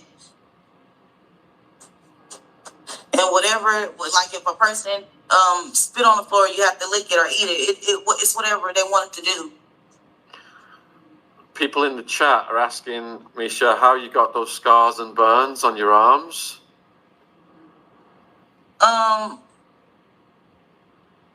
Making up a story. Making it up. My scars and burns is my I covered up a lot of I got a lot of tattoos to cover a lot of my scars up. And was it from that time, around that time, that they were caused? No, I didn't get these tattoos until I got older. When I got grown, like, I didn't start getting tattoos until I turned 22. So this second time then, you've gone back, and it's a second time now. How long did this second time last? 3, 4, 5, and a little bit of 6, but I came back home. That's when I went back to high school. And when I went back to high school, all my classmates were in the 11th grade, and I was still in the 9th grade. That girl something. So the second time lasted longer than the first time? Yeah, I was there. I wasn't planning on ever coming back home, to be honest. But he tried to put me, like, I had that baby, his mother, when I had to breastfeed the baby, sometimes I didn't want to breastfeed her because I was addicted to the drug, and I was feeding for the drug. And I had to bond with the baby, and I just, like, they never let me bond with the baby when I wanted to. So when they was trying to make me bond with the baby, I didn't want to bond with her, and I didn't want to feed her. And I remember slapping his mama because my breast was really sore that day, and she had one of the security guards put me outside. I remember being. Did she? Hold up, swole up. Did she just say that she slapped his mom? Did I just hear her say that? Y'all, did she say she slapped his mom? Y'all, this girl is something else, y'all. She got the nerve to be telling somebody else's story. Y'all, let's continue. Being outside for a couple of days until I walked off barefooted. They put me outside barefooted, and the homeless person gave me his shoes. And I remember telling him, these shoes are too big. And he was all like, well, you don't even have any. And I was all, he had a good idea. And I just took the shoes. I had like some big size 12 shoes on. And I remember one of the security guards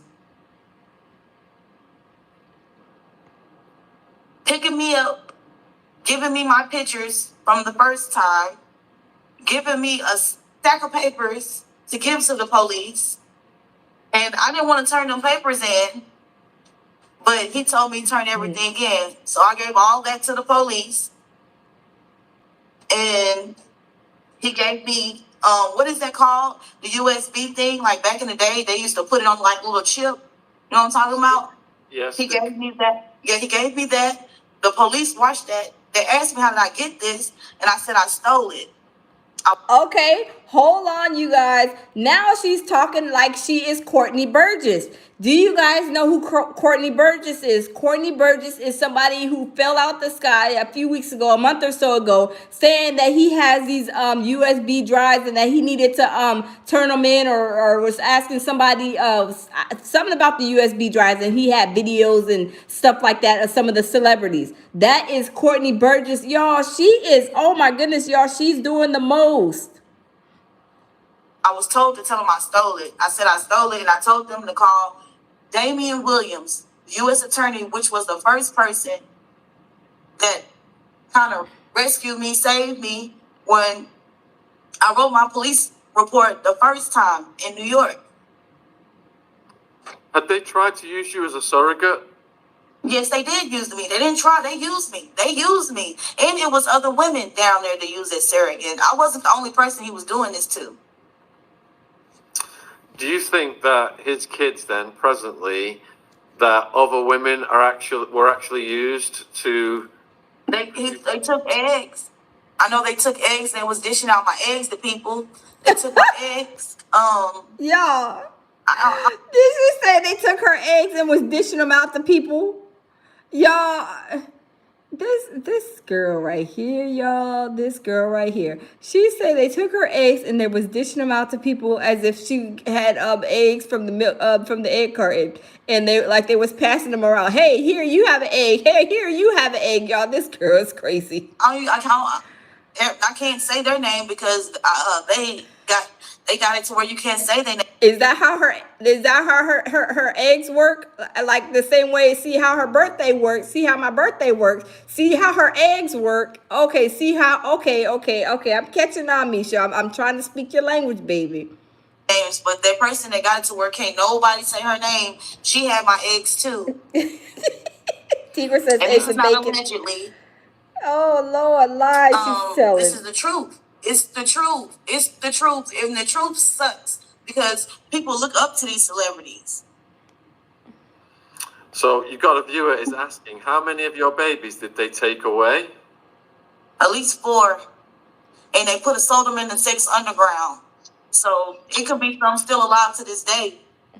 But is my mic working now, Sean? It's just really like, maybe do a restart and see if you can... Oh Lord, y'all, I am weak. They doing a mic check. They're like, I know this happened. Did not just say like 4 people, 4 her eggs was out there that they were handing out her eggs, but they handing out her eggs like hot potatoes, like hot cakes. I mean, Tigra said bacon and sausage. What did Tigra say? Egg and sausage, eggs and bacon. Y'all, was they handing out her eggs like eggs and bacon? Y'all, I mean, this is crazy. This is crazy. You have to go through a whole process in order to retrieve eggs, and it's not no process that is a go in there, get the eggs and come out. Absolutely not, y'all. She is something, y'all. It's just like, sounds really weird. So that must have been really traumatic for you to have those babies Y'all, they probably tired of her hearing her lies, y'all. Let's continue. taken away. I've got a 1-year-old baby here, and I've seen what the bond is like. Were they just using so many substances on you just to keep your mind like just completely destroyed? It's the whatever is in the baby oil. Cause I didn't do drugs. I didn't smoke, or I didn't like to smoke or drink liquor or nothing. So he'll just rub something on me like that. Cause a lot of babies didn't make it because he was getting me high on that substance. And the doctor told him in order for me to have the last baby that he named Chance, and it was like some mad, to be honest, they were doing some mad scientist work where they took her egg, my egg, and merged it together. Like they doing mad scientist work. But I'm pretty sure if we do a DNA test, I'm 1,000% sure knowing that that baby gonna come back. Well, you was 1,000% sure that you was the lady on the DNG shirt, in the DNG shirt, sitting on Diddy's lap, and that came out to be a lie. So, Misha, I don't believe anything that you're saying, hun. But y'all, let's continue. She is doing too much, y'all. To me, it's gonna come back to me. Did you come across Cassie and Kim Porter? Yes, I was there with them. And were they going through these things as well? Oh, yes, it was the relationship. Wait, she said she was there around. Hold on, y'all. Let me rewind this just a tad bit, just a tad bit, you guys. About her knowing Cassie or running into Cassie. I liked it, the people, but they hated me, and everybody want that number one spot. I think I was the only one that didn't get money out of him, to be honest. But everybody else, they get money. They got money. And he used to be like, oh, you don't use me like that. He looked at me as a best friend. That's what he told me. Me being naive, I thought he loved me, but once I started getting off them drugs and like especially when every time he got me pregnant, had to keep me off the drugs, I knew this not what's up. When I got out, woke up out the crazy world. Do you know the backstory behind the Cassie video? She was watching him have sex and she took that bag of money. Y'all, she is, oh my goodness. The lies that she's telling y'all is like crazy. Let me skip this commercial. That's where he keep his money, in that bag. So instead of her watching like she usually watched, she got mad and ran out with the bag of money. Those were not gold. It was money in that bag. And what do you think about Kim Porter's death? I feel like he got like a mad scientist that created stuff because he pledged with stuff and sent me to Dr. Simbi. And I remember telling Dr. Simbi they're going to kill you. And then Y'all, hold on. Was she trying to say Dr. Sebi? Was she trying to say Dr. Sebi? OMG. Y'all, this girl is doing the most on the coast. Felisa Brown says, I wish he would have asked how did they get her eggs. I know. How did they get them eggs, Felisa Brown? How did they get those eggs, right? Because going to get those eggs and donate them or whatever, y'all, as all of us know, that is a process. You don't just go to the doctor and, do the whatever and then the eggs are there. No, it is a whole process. Y'all, I cannot with this girl. Y'all, she is doing too much. But y'all, I think Jaguar Wright should be coming on here shortly. But y'all, we gonna continue listening to her shenanigans, y'all. Let's continue.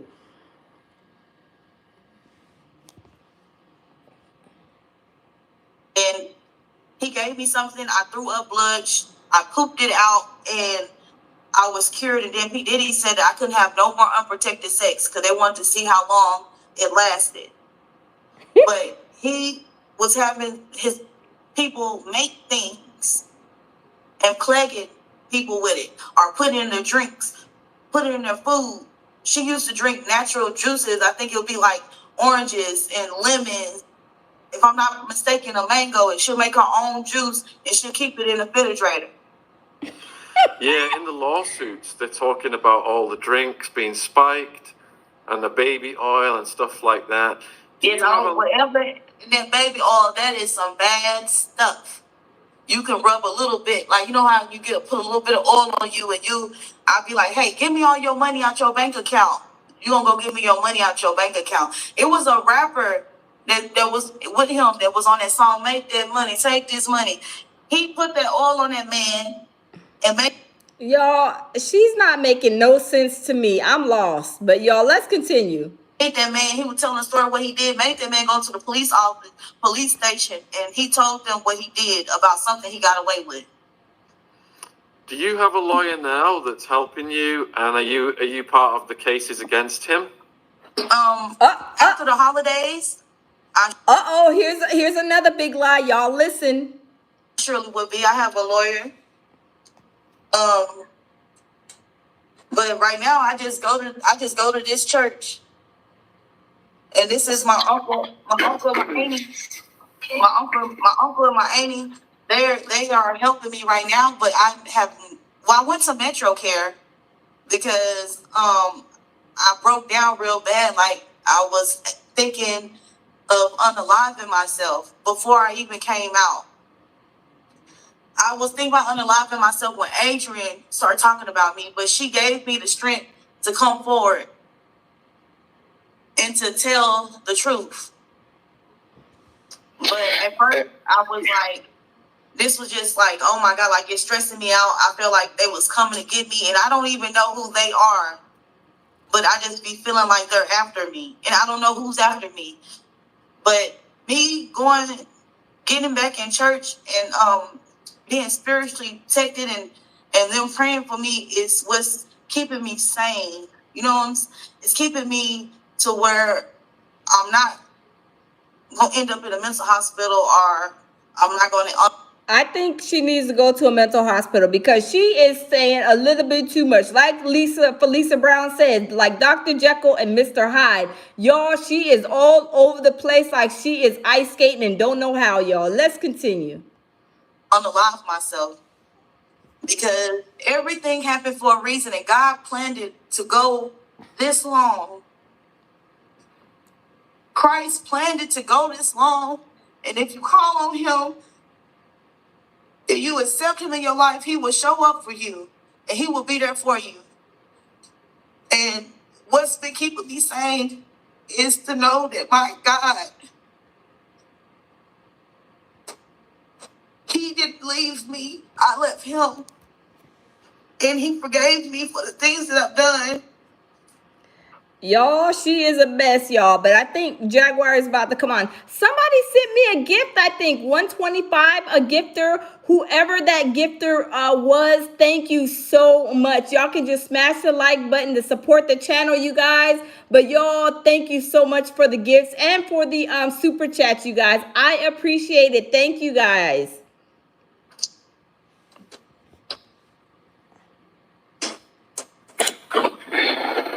I don't know if is my mic working any better now, Sean? Sorry.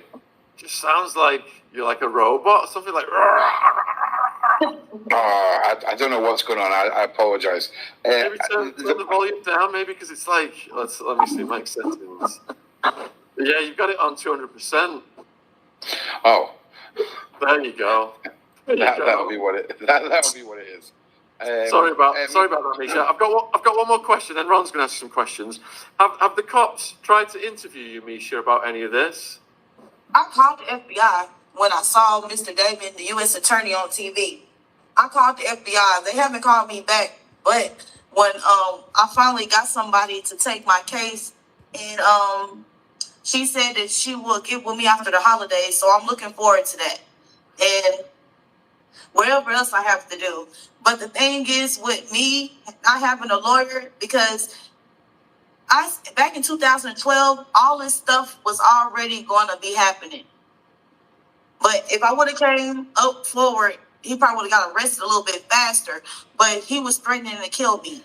Misha, please stop, because Diddy has alleged a whole bunch of y'all, we already know Diddy has 11 lawsuits, right?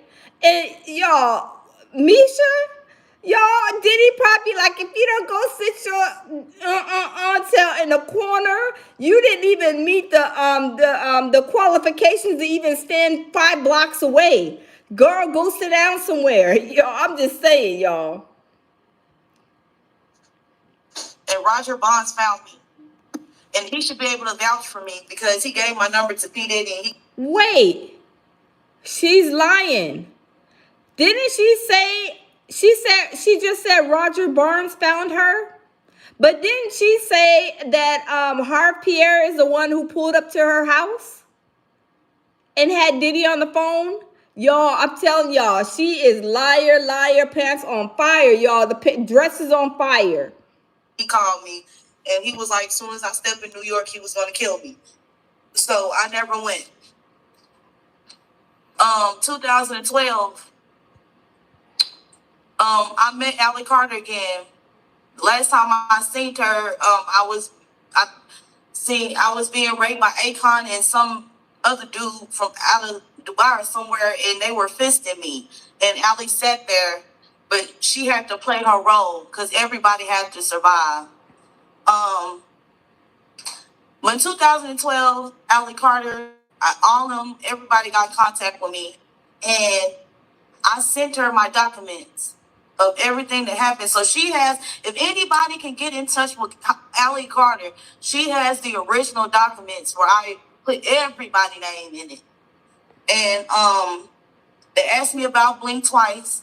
I told them I didn't want no parts, but y'all can make a movie so it could be awareness. I didn't say I sat down and I came up with I said that they came from my police. Oh goodness, I wish I could interview the Blink Twice producer and the Blink Twice person that made the movie, because y'all know that she'd be like, if that girl don't go sit down somewhere, I don't even know that girl. Y'all, this is crazy. Police report. I never said I helped write Blink Twice. I just said it was based off my police report. Misha, Jaguar writes in the chat, she's watching this, she's a friend of the channel and she's been helping a lot of people. Are you okay if she comes in? Y'all watch Misha. She is about to snap very soon like a bucket of crabs, y'all. Jaguar Wright is about to, y'all just watch, y'all. To the live stream and talks to you with us? Yes, she can. Oh, I don't have no problem with her. I just wanted to get your permission for that. And we've got loads of questions from the viewers as well, which we're going to get to.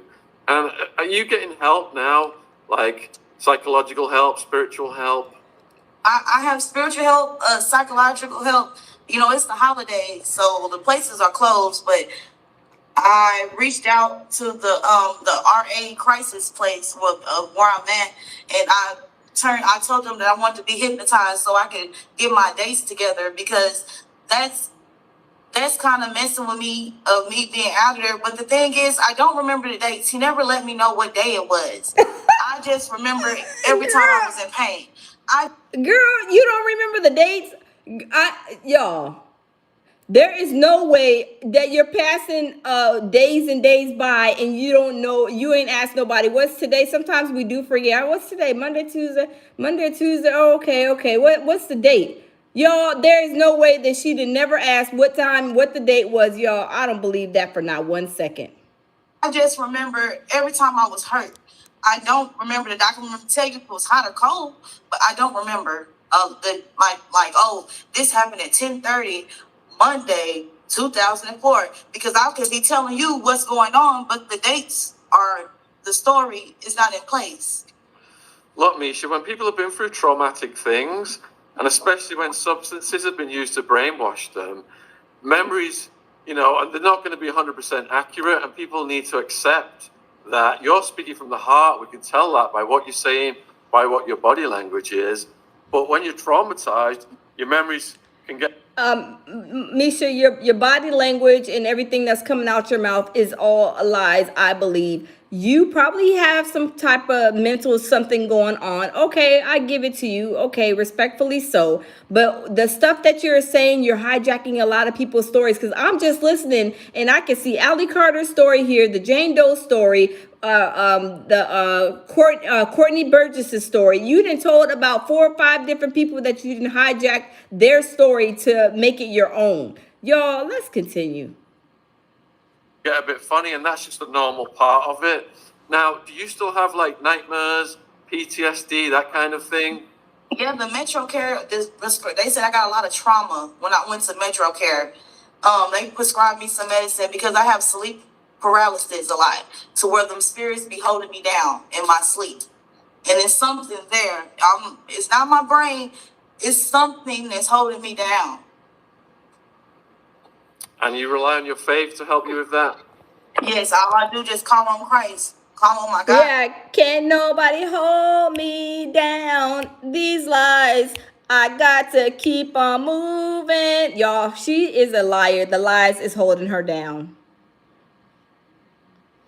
Let me fast let me y'all, she is, I'm telling y'all, I want to fast forward it to where Jaguar Wright comes in.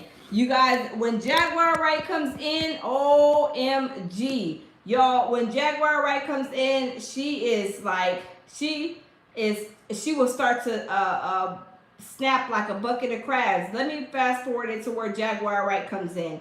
Cause y'all, when Jaguar Wright comes in, y'all, it is something. Hold on just a second. Okay. Let's see. Because Jaguar Wright. Okay. Jaguar Wright, you guys, when Jag comes in, y'all, OMG. It is crazy. But y'all, let me turn the camera and start back. She is a hot mess. Whereas you need to go ahead and call this place so you can go get counseling. But really, going to church and me praying and me reading the Bible, that's what's keeping me sane. So Misha, Jaguar has just joined us. Hello, Jaguar. Hey guys, how are you? Hey Sean. Hey Roro. How we doing, Jag? How we doing? Oh, fabulous. Just getting ready for my parents' anniversary. Cooking up a storm. Yeah, you're cooking up their favorite meal, right, for Thanksgiving? Yeah. Have you spoken with Misha before, Jaguar? Great content needs a great... Let's skip this commercial, you guys. Oh, it's about to be on and popping, you guys. And not because Jaguar Wright was just talking to her and she was the one lying, talking about, oh yeah, y'all gonna see. Let's continue. Yeah, just once over with Natanya. Okay, great. I went over there to pray with her and let her know that there are people praying for her and to be encouraged, to be glad to be alive and, put the past in the past. We appreciate you coming in. You know, my green screen here, do you see it says, thanks, Zoe. That's my blink twice lighter. Yeah. Yeah. I really love that movie. It's so elegant, it's quite the totem. The yellow is for warning, and if you look through the film, on so many different occasions, yellow pops up. The weirdo guy with the glasses, the heart glasses, all set upside down, trying to alert the girl that danger was there. I mean, it was a very elegantly written piece. And, I've said myself that I have no doubt in my mind that they spoke with someone who had been there. So I just, Yeah, it's true. They took it from my police statement. Interesting. What year was that? That was 2012. Okay. Now, you said something very interesting the other day. And let's just be clear. Neither one of us have spoken online, offline, other than with Natanya, correct? I've seen you. What I told Adrian is that I seen you in the club, and I remember you speaking about what the Cuban goodness stuff, and You that said it was a strip. You said it was a strip club in Dallas. In North Dallas. Yeah, it's called Dallas Cabaret. Dallas Cabaret North and Dallas Cabaret South. Cabaret. And this. Y'all, watch this part right here. Jaguar is gonna catch her in a lie, y'all. You remember it specifically? It was in 2012. Yeah, because that's when I was living in the Holland Hills in Oak Cliff. That's why I was staying in Oak Cliff. And that would be unfortunate. You weren't there? Exactly when was it that you were in the mental hospital? That was like in two. See, Jaguar says, when was it? When you were in the mental hospital. You guys, she has mental issues right there. Jaguar just told her she's about to answer the question, y'all. 2005. I was there. I was 2005, 2006, something like that. That's when I got back home. That's how I got home, because they was trying to. Sweetheart, I need to inform you of some very real information about me, which can be easily charted on my Instagram. I've been traveling, performing, and living in many different various places all over the world. I did not decide to move to Dallas, Texas until 2016. Bam.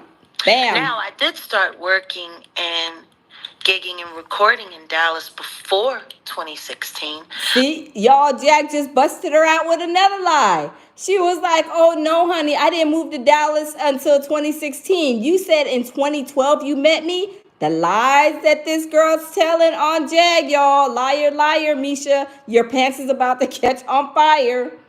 When I first started frequenting it in 2014, after I left Philadelphia with my family. And see, I had moved me and my son to Shreveport, Louisiana. Now, in between that time, I took a contract with Dwayne Wiggins, doing film and television production and recording and sound. In 2015, my son was arrested.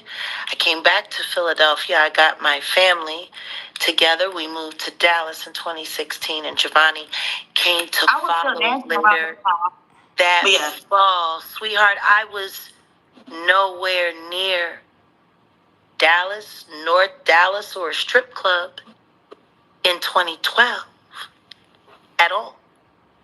Matter of fact, I was spending more time in Miami and Paris, nowhere near Texas. Yeah, but well, you have a twin out there that talked about the same thing you talked about. Wait. Y'all, Jaguar Wright does not have no twin. Maybe she has somebody that looks like her, but why would you say, oh, I met you and this is that, and like you really met her officially, formally or whatever? Y'all, this girl is a whole liar, pants on fire, y'all. Let's continue. Wait a second. But okay. Wait a second. I am telling you that story that you're telling about me as fact and true, that you have repeated on several platforms now. It's not possible. It never happened. To who? That I never talked to you? No, not in 2012, not at a strip club. Oh, I don't know what year. 2012 is the year I think that I signed. Yes, Angel. Jaguar Wright. Let me turn it. Y'all, yes, Jaguar Wright. She just read her rights, right?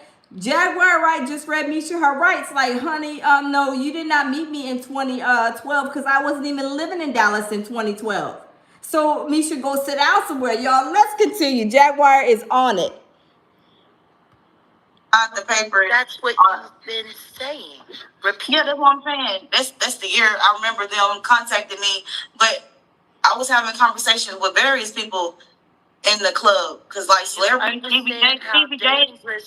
Do you understand? Stevie J and everybody was like coming to that club. A lot of people came to that club. I know who hangs out at Cabaret, and the reason why I know the girls at the strip club was because after I moved to Dallas in 2016, I was Lyft driving, and I always drove the girls home at night. Yeah. See, that was 2016. So is it possible that? Is it possible then that it's just a mix of timelines or jagged memories, interlapping memories, overlapping? No, Sean, thanks for being nice, but it's just all lies, really, to tell you the truth, Sean. From, I don't know. No, I'm saying flat out, she never met me or spoke to me at all. I do not know her. The only time I've ever spoken to this young woman was with Natanya. I had nothing but positive things to say, and I still feel the same way. I do not believe you should be doing all that you're doing. I think you need to get counseling. Yeah, I do need counseling. You need to Yes, because y'all, she is going on YouTube tour. I call it YouTube tour. She's going on a YouTube tour to different people's platforms telling these like horrendous stories of allegedly what she experienced when there are a lot of other people's, from what I even listening to her now, hijacking other people's stories, y'all. This is crazy. I think you need to get in serious therapy immediately. I think you're doing yourself great harm.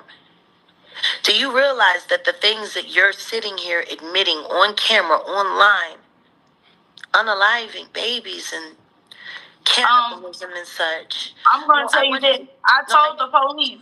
They said I was in survival mode. It's the truth. It's the truth. I'm not going to lie. I'm not going to lie. Police will tell you anything What to if get you to admit things so that they can use them against you later in prosecution.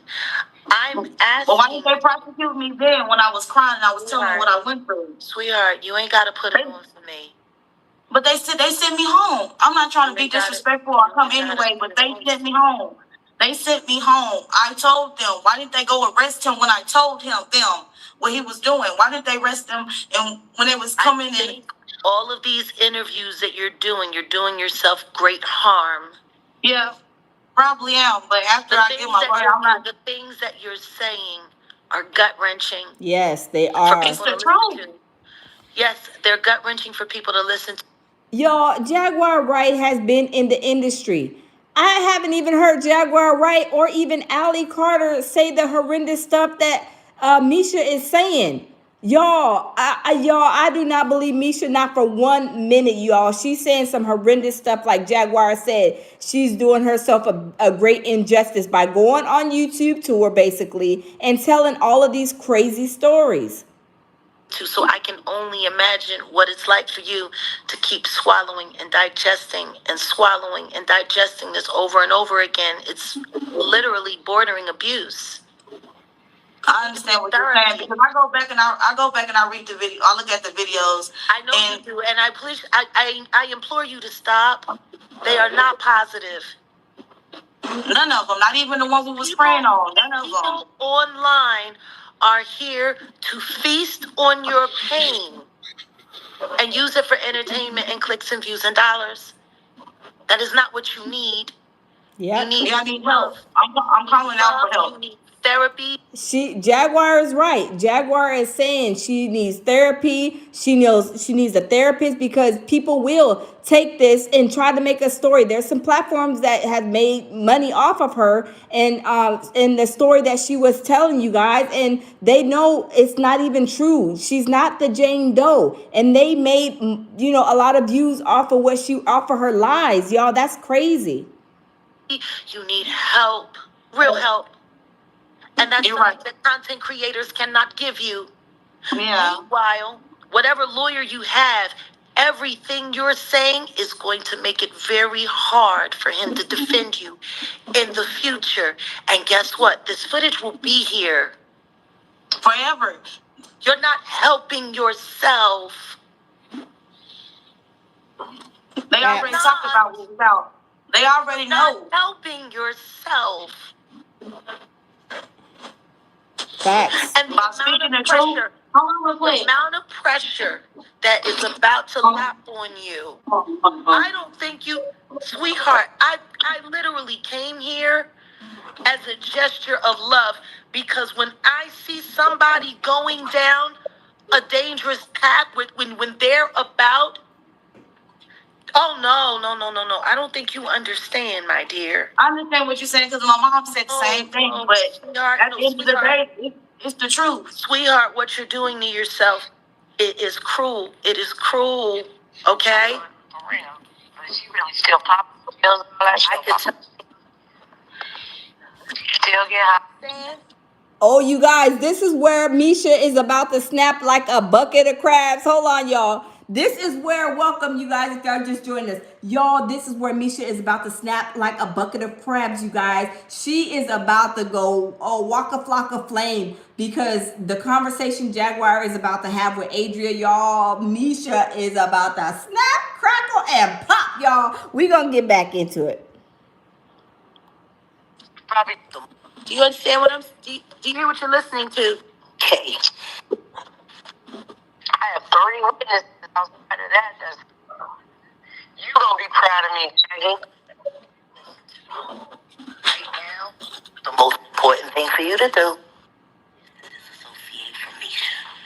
Already done. Before you said it, already been done. Okay. She gonna fail tomorrow, watch, because she's too high strung. She probably gonna pop a couple. She the one that told my story first. Miss Jaguar, I really don't care what Adrian got to say, because I told her don't get on live and don't say anything. Don't say nothing. I was bidding to her. She shouldn't have went live. Y'all, did Adria just tell on her? Adria says she's probably high, and Misha snapped. She says she's probably popping pills, and Misha snapped. You guys, oh my God, let's continue. Said nothing. She did. I went for her to help. She didn't help. She reached back out to me because she knows the truth. The truth will come out whether this, that, or in the court. But you're right. That's why I was telling him I really don't want to do any more lives because you stealing. It's not helping. Because you stealing people's money. Release and talk about it, but it's not helping. But people. Because you are taking a lot of people's money. A lot of people, you guys, if y'all don't know, send her cash apps. Her cash app, I guess from what I heard, locked up because so many people were sending her money. She got upset because she couldn't get that money or something to that effect. From what I heard, you guys, allegedly. Now, she is upset now because she's being busted out, y'all. She's being busted out, y'all. People in the world need to be aware of the things that's going on. This is not healthy. This is not therapy. Prostrating everything that happened to you before a group and a pit of vultures is not helping you. It's not, but it happened to me, and I've been shut up all my life. I've been shut up all my life. They've been telling me to shut up. The woman that brought you online is now contradicting everything you're saying. That's her. She fired Lionel, and now you're being represented by him. There are conflicts of interest in this thing out the wazoo. Please stop this now. Adria has said things that she's witnessed about drug use regarding you. I don't know what drug use she regarding. She saw me because I don't. What drug she saw me do? Other than me send her Bible scripture, other than me praying with her. All right, then tell me about Yellow Beezy's house. You being at Yellow Beezy's house. I told her incident where he saw when Diddy told them to kill me. That's what I said. I didn't tell her get on live and repeat that. Oh. They ain't got nothing to do with me. I don't know nothing about Yellow Beezy's house. She know about it. Tell her where the spot's at. Since she knows so much, I don't know nothing about that. You just said Diddy did what at Yellow Beezy's house? I said, I told her that he's telling people to kill me. I was staring at him. You know that house is a trap house. Is it? It's because it's not a house. Why were you there? Because I live in the same place. Well, look, let me just put a pin in this for just now, because I think a lot of things are getting brought up. What about Adrian trying to save Anthony Galloway when he was a fucking pimp to her and me? What about that? She don't want to. No, we're not gonna lie. We're gonna tell the truth. We're gonna tell the truth. Uh-oh. We're gonna tell the truth. She want to lie. She want to cover herself because. Now we want to tell the truth, Misha, boo boo. We want to tell the truth. What we want to tell the truth, Misha? Okay. She got scared yesterday. Even me and her, we talk every day, and she already get scared because she knew how old I was, and she used me as blackmail to get a fucking apartment that didn't get paid up for 6 months. She got scared because her and Anthony came up with this idea. They got on. He became a model. She started going to Miami. She started being the main girl freak off. Her and Superhead were into it. I remember all this stuff. Is Jaguar? Hold on. Is Jaguar in the building? Hold on. Jaguar, are you right in the building? I think Jaguar's in the building. Jaguar, welcome, Jaguar. I think I think Jaguar's in the building, you guys. Jag, are you in the building? Oh, yes. Hey, Jag. Jaguar, welcome in. Welcome in, Jaguar. Yes, Jaguar, we are watching you as you bust Misha out. Y'all, we are at the point, Jaguar, if you're here, we are watching you basically tell Misha basically that she's lying and that, you know, she needs help, she needs therapy, which she does. But you guys, put hearts in the building for Jag. Jag is in the building, you guys. Welcome, Jag. Welcome, Jag. Y'all, let's continue. You guys can't hear me. I'm going to put a pin in this just now. We're kind of touching on topics and areas where... You can discredit me. I got home recording a minute in. I got recorded. See, everybody playing chess think I'm playing checkers. I got her recorded. I got her recorded I record our conversations. So she can discredit me all she want. She's recorded. Well, girl, I know, but we're going to tell the people. The people don't need to know this. The people... Hey, Jag. Okay, hold on. Jag says, hold on. Jag said, but in the bad guy. Oh, wait, hold on, Jaguar. Hold on. Okay, Jag. Okay, hold on, Jaguar. I was trying to read. Oh, you said, but I'm the bad guy, Jag. Okay. Oh, I'm the yes. That's why I say Jaguar. That's what I was sharing with the loungers. Y'all put hearts in the box for Jaguar. Jaguar is in the building, you guys. Y'all, Jaguar, you read her rights. You were telling her, she was saying, "Oh yeah, I met you, Jaguar, and back in 2012," and you were like, Jaguar was like, "No, baby, you didn't meet me because I didn't move to Dallas till 2016, right, Jag?" I mean, I'm like, this is crazy. They don't listen to me. Yes, I mean, Jaguar, you was telling her the right thing, Jag. You was telling her, like, baby, you need to go get help and you need to stop going on, I call it, Jaguar, I call it YouTube tour. She's on YouTube tour, going on all kind of people's platforms, telling this story, and the stuff that she was saying, just like you said, Jag, was crazy. I mean, the way she was talking about the baby, the way she was talking about all this stuff, I was like, OMG, Jaguar is a victim. And I never heard Jaguar say some outrageous stuff like that. And I'm like, oh my God, Jaguar, shout out to you because you read her rights, baby. Let me tell you, Jack, we is on your part of the Sean Atwood interview that she had, and y'all, Jaguar read her rights, y'all. Let's continue, you guys. People don't need to know this. The people don't need to know this. We just... Oh yeah, happy holidays, Jaguar, and everybody. Happy holidays. I'll put this narrative up. She did this, not me. I told her don't talk about me because I need a lawyer. Okay, I found somebody to represent me. I gotta wait till after the holidays, and then after I get my lawyer I already know. Jag said that she's about to tour law. Hold on, Jag said she's about to tour law. Share it. Okay, yes, Jag. I was like, you know, she has to be careful because when people come out and say lies, y'all, I'm telling y'all, just like, I don't know, Jaguar, if you remember this girl, the one that Gloria Allridge was representing, right? She came out and said Diddy had, you know, raped her, and Diddy's county jail.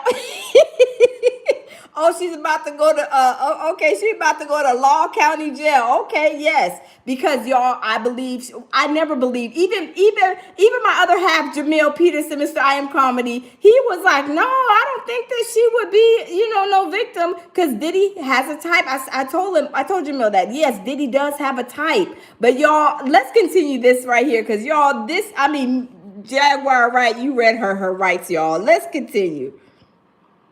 A lot of protesting going on. All right, so I don't know if my mic wasn't working before, if it is now. But let's just put a pin in this whole narrative just for a second.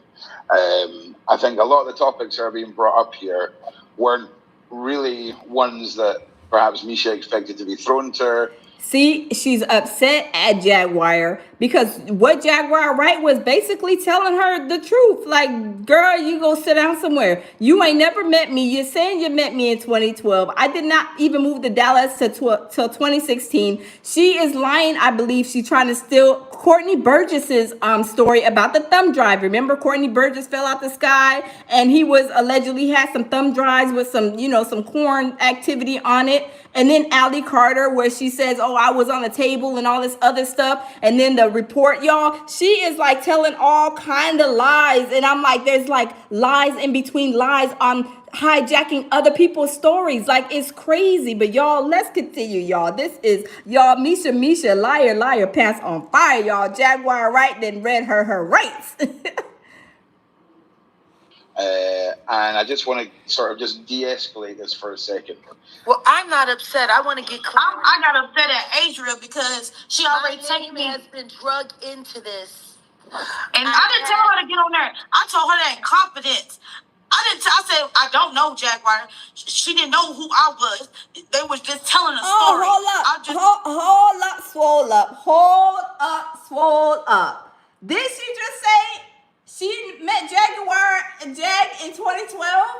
And then Jaguar was like, "No, baby, you didn't meet me in 2012. She was like, "Okay, whatever, okay." And then she said, "Oh, I told her I didn't know Jag." Oh, the lies that this girl is telling y'all, I'm telling y'all, is bananas, y'all. But y'all, let's continue, because y'all. And she got on there and let's talk about this. And because she's high in the car. I didn't tell her to do that. She done told on Adria. She said because she's high. Oh, you're snitching. You're dry snitching, baby. You're dry snitching. You said Adria is high. Oh, okay. Adria told on you and said you pop pills. So, okay, this is a dry snitching situation that Jaguar Wright is basically listening to both of them snitch on each other to Jag. Y'all, this is bananas. I was on there. I really started scratching like, I don't want to talk about it. This supposed to be the sign to leave me alone. I don't want to talk about it. She kept talking. Okay, now she talking and we on live, and I did say that. So I will say that I said the things that I've said.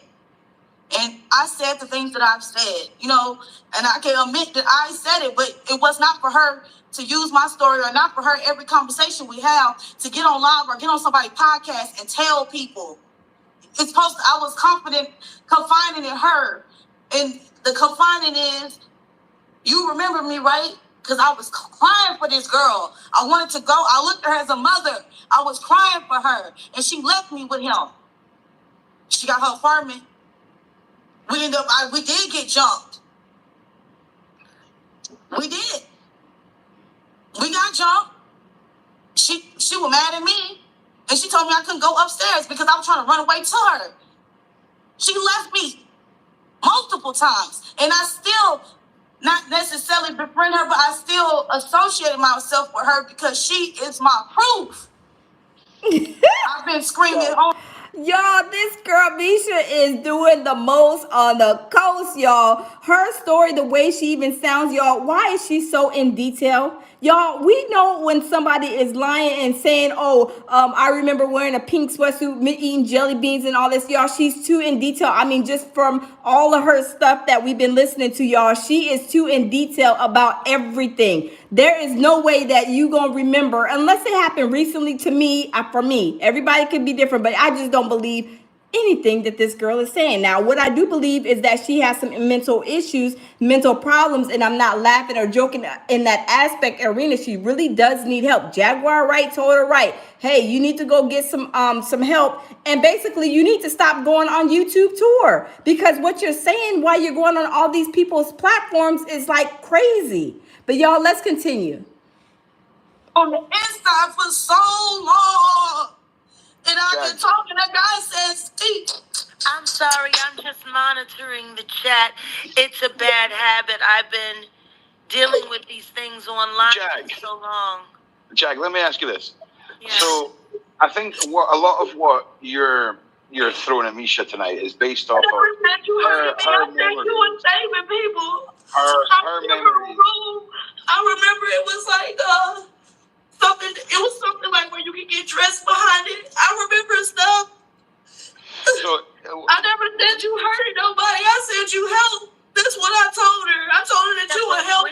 When did I help you?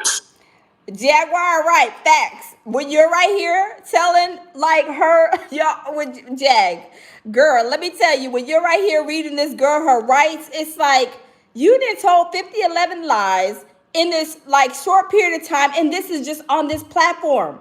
You said, "Oh yeah, I talked." Misha was like, "Oh yeah, I met you at the something something in 2012." And you, Jag, you're telling her, "No, ma'am, no, ma'am, absolutely not."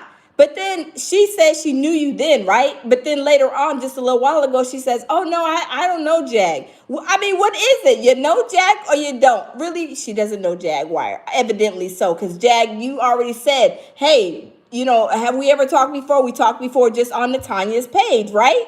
Okay, so evidently she did not definitely meet you in 2012 or even 16 or none of the times that, you know what I'm saying, she said she's met you. Y'all, this girl is crazy and she does need help. I do believe that. I'm not laughing. I'm not making fun of that. But what I'm making like, you know, upset about her is that she is hijacking people's stories and trying to make money off of it, for one, and then also trying to like live through somebody else's trauma. Who wants to live through somebody else's trauma and capitalize off of that? Not me, nobody. Like, I never heard of this before. But y'all, let's continue. I don't know you, ma'am. This is the You keep saying, but that's the narrative. Everybody gonna say they don't know me. Okay, I don't know you. You don't know me, Jaguar, and I apologize for even bringing your name up. I apologize for even bringing your name up because I don't know you. Let me just interject. I'm gonna need you to produce evidence of something. Yeah, let me real. Only once I get into it. I need to say something for one moment without interrupting. I will. My only evidence is that police report that Alec has, and she gave it to the insurance people to keep it. And my name is involved in that somehow. So whenever I get in contact with her, facts, Jag, facts. Everything that she's saying, Jag. I mean, it was like some rough stuff, especially about the babies.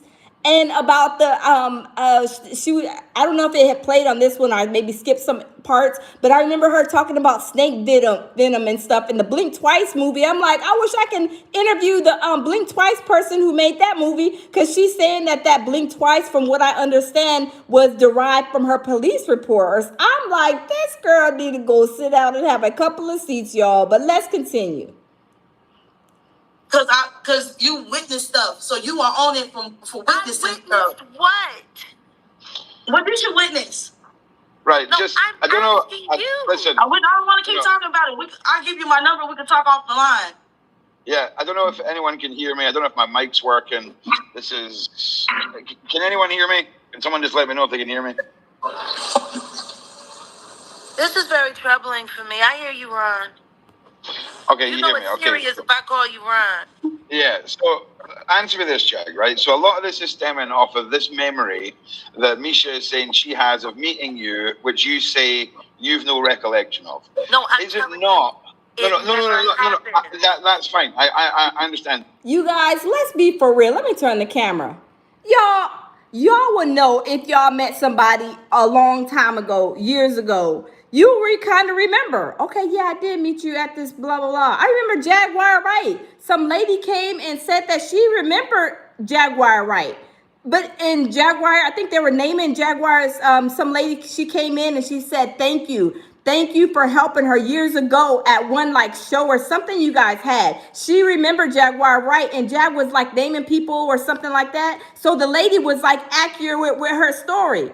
But this girl, Misha, is absolutely, she is not adding 1 + 1 is equaling 42 in her book, y'all. I'm telling y'all, she is doing the most, you guys. I mean, y'all, she is doing the most. But y'all, let's go to my second piece of evidence, you guys. Let me bring that down. Let's go to the second piece of evidence that confirms that she was not the Jane Doe, baby. Y'all, we have Wigdor Law Firm. Wigdor Law Firm, they put out a statement not too long ago. Let me see. On the 2nd of December, you guys, and we're going to read it together. That shows and confirms that Misha is not the Jane Doe. As we know, the real Jane Doe came out yesterday, I believe it was, and she is a white Canadian girl. Y'all know I did a video, a live, like a week or two ago on Misha and the Jane Doe. Their body types, their complexion is totally different. So I'm assuming that they heard that Misha was on YouTube tour and was like, oh, we're gonna put a stop to her right now and her shenanigans. Now, the Wigdor law firm, y'all, they put out a statement on X, y'all, in a professional manner, of course. And they shut Misha down. They said basically, Misha, go have a couple of seats, baby, because we don't even know who you are. Our victim is still being held in being confidential because of the judge was saying that they want to release it, whatever. But she was being still held in confidential up until yesterday. But y'all, let's read what the Wigdor law firm is saying, y'all. I mean, they said, Misha, go sit down and have a seat. Liar, liar, pants on fire. We don't even know who you are, baby. Let's read this statement. So this is a Wigdor. It is from X, you guys. And right here, it says Wigdor Law Firm. It says a woman has recently came forward claiming to be our client, which they're talking about Misha, you guys. Jane Doe, who asserted claims of gender-motivated violence against Sean Combs, Harv Pierre, and others.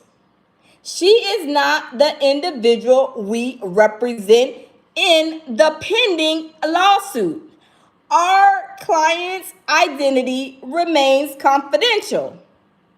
Now, didn't that law firm just tell Misha to go sit down and have a couple of seats, baby? We don't know you and nobody else knows you either, basically. I'm just saying. They just basically told Misha to go have a seat, that our client's identity remains confidential. Misha, we don't know where you came from, where you fell out the sky at, but you did not land on any of our clientele lists, right? I'm just saying.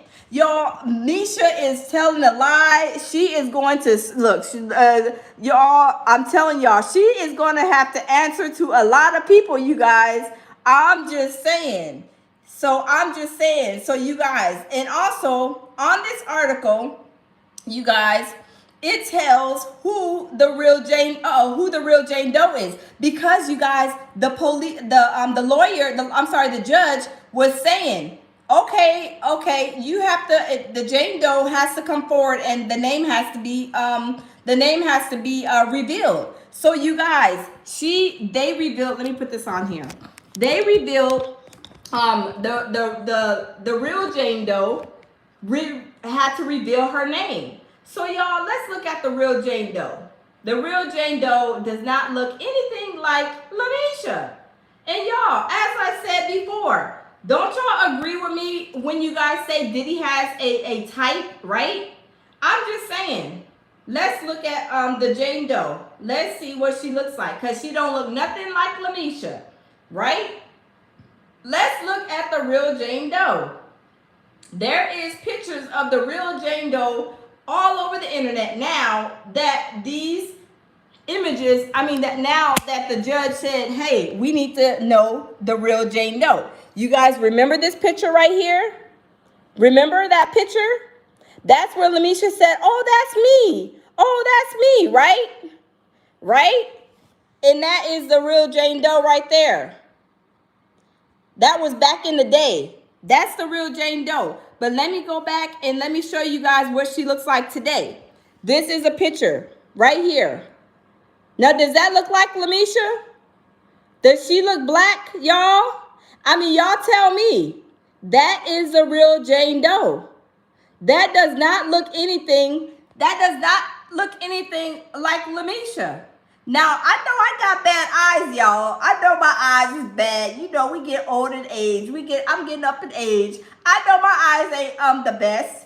But y'all, I think my eyes, I can still see colors, so y'all. I can still see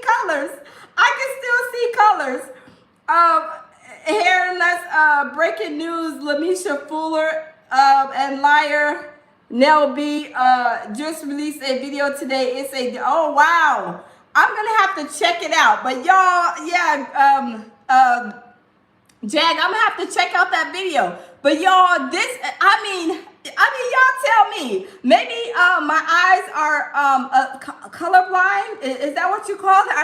Maybe I'm colorblind, y'all. Maybe I'm colorblind, and then my eyes is only seeing skinny people now. Because Lamisha or Misha, whatever the girl's name is, she don't look nothing like that, and neither is her weight. And I'm not making fun of nobody's weight now, because you know we getting older in age. You know we can put a couple of pounds on. I did too. Now let's not take from that. But what I'm saying is, this girl was little back then, and it looks like she's still a little girl, right? Not little girl, a small body, right? She still has a small body, right? It's crazy. Yes, it's crazy, right? Lamisha's body. Lamisha's a big girl. Let's go look at Misha. Misha is a big girl. Misha is a big girl. She is not no small girl by no means, right? Let's see. Oh, okay, Jaguar. Okay, I'll log on to yours whenever you go live. Y'all, if y'all not following Jaguar Right, y'all can click on her Jaguar Right effects, and y'all can subscribe to her channel, you guys. Subscribe to her channel. So let me see. Misha, let me see. Let me go to images, y'all. I got to see. Because Misha is a big girl. Now, I don't know if, let me see. I don't know if I can see her face. Her body. But yeah, I can't see her body in Google, you guys. She probably hiding in Google. But y'all, she's a big girl. You can tell. Look at her right there. She's a big girl. You can tell by her face, right? She don't look nothing like that Jane Doe, right? I'm just saying. Maybe my eyes, I need to go get my eyes checked out. But yeah, it's crazy. Jaguar Ray says Tex is strong, but Misha's wrong. Absolutely, Jaguar. Yes, Jag. We don't believe not one moment at all that Misha was a victim of Diddy. She may be a victim of something. I don't know. She's a victim of something. I'm not taking that away, but she definitely, her stories, y'all, she hijacked all of her stories from other people. Now, she may be a victim of something. She has something growing up, some kind of trauma. I'm not taking away from that. I'm not laughing at that. All of us have been through situations that have all caused us drama. But y'all, for me to go around and say that I didn't have this happen to me, that happened to me, knowing that is somebody I don't even know story, but everybody in the world knows that person's story, that's crazy.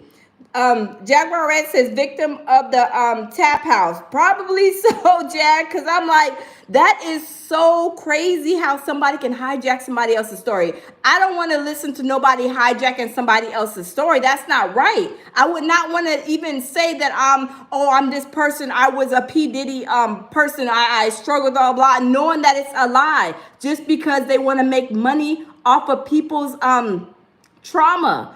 And they want to capitalize off of it. I'm telling you, it's crazy. It's not right at all, you guys. It is not right at all. But that is crazy. But you guys, that is my live, y'all. We've been on here for an hour. 148 minutes, y'all. We've been on here forever trying to go through Misha, liar, pants on fire's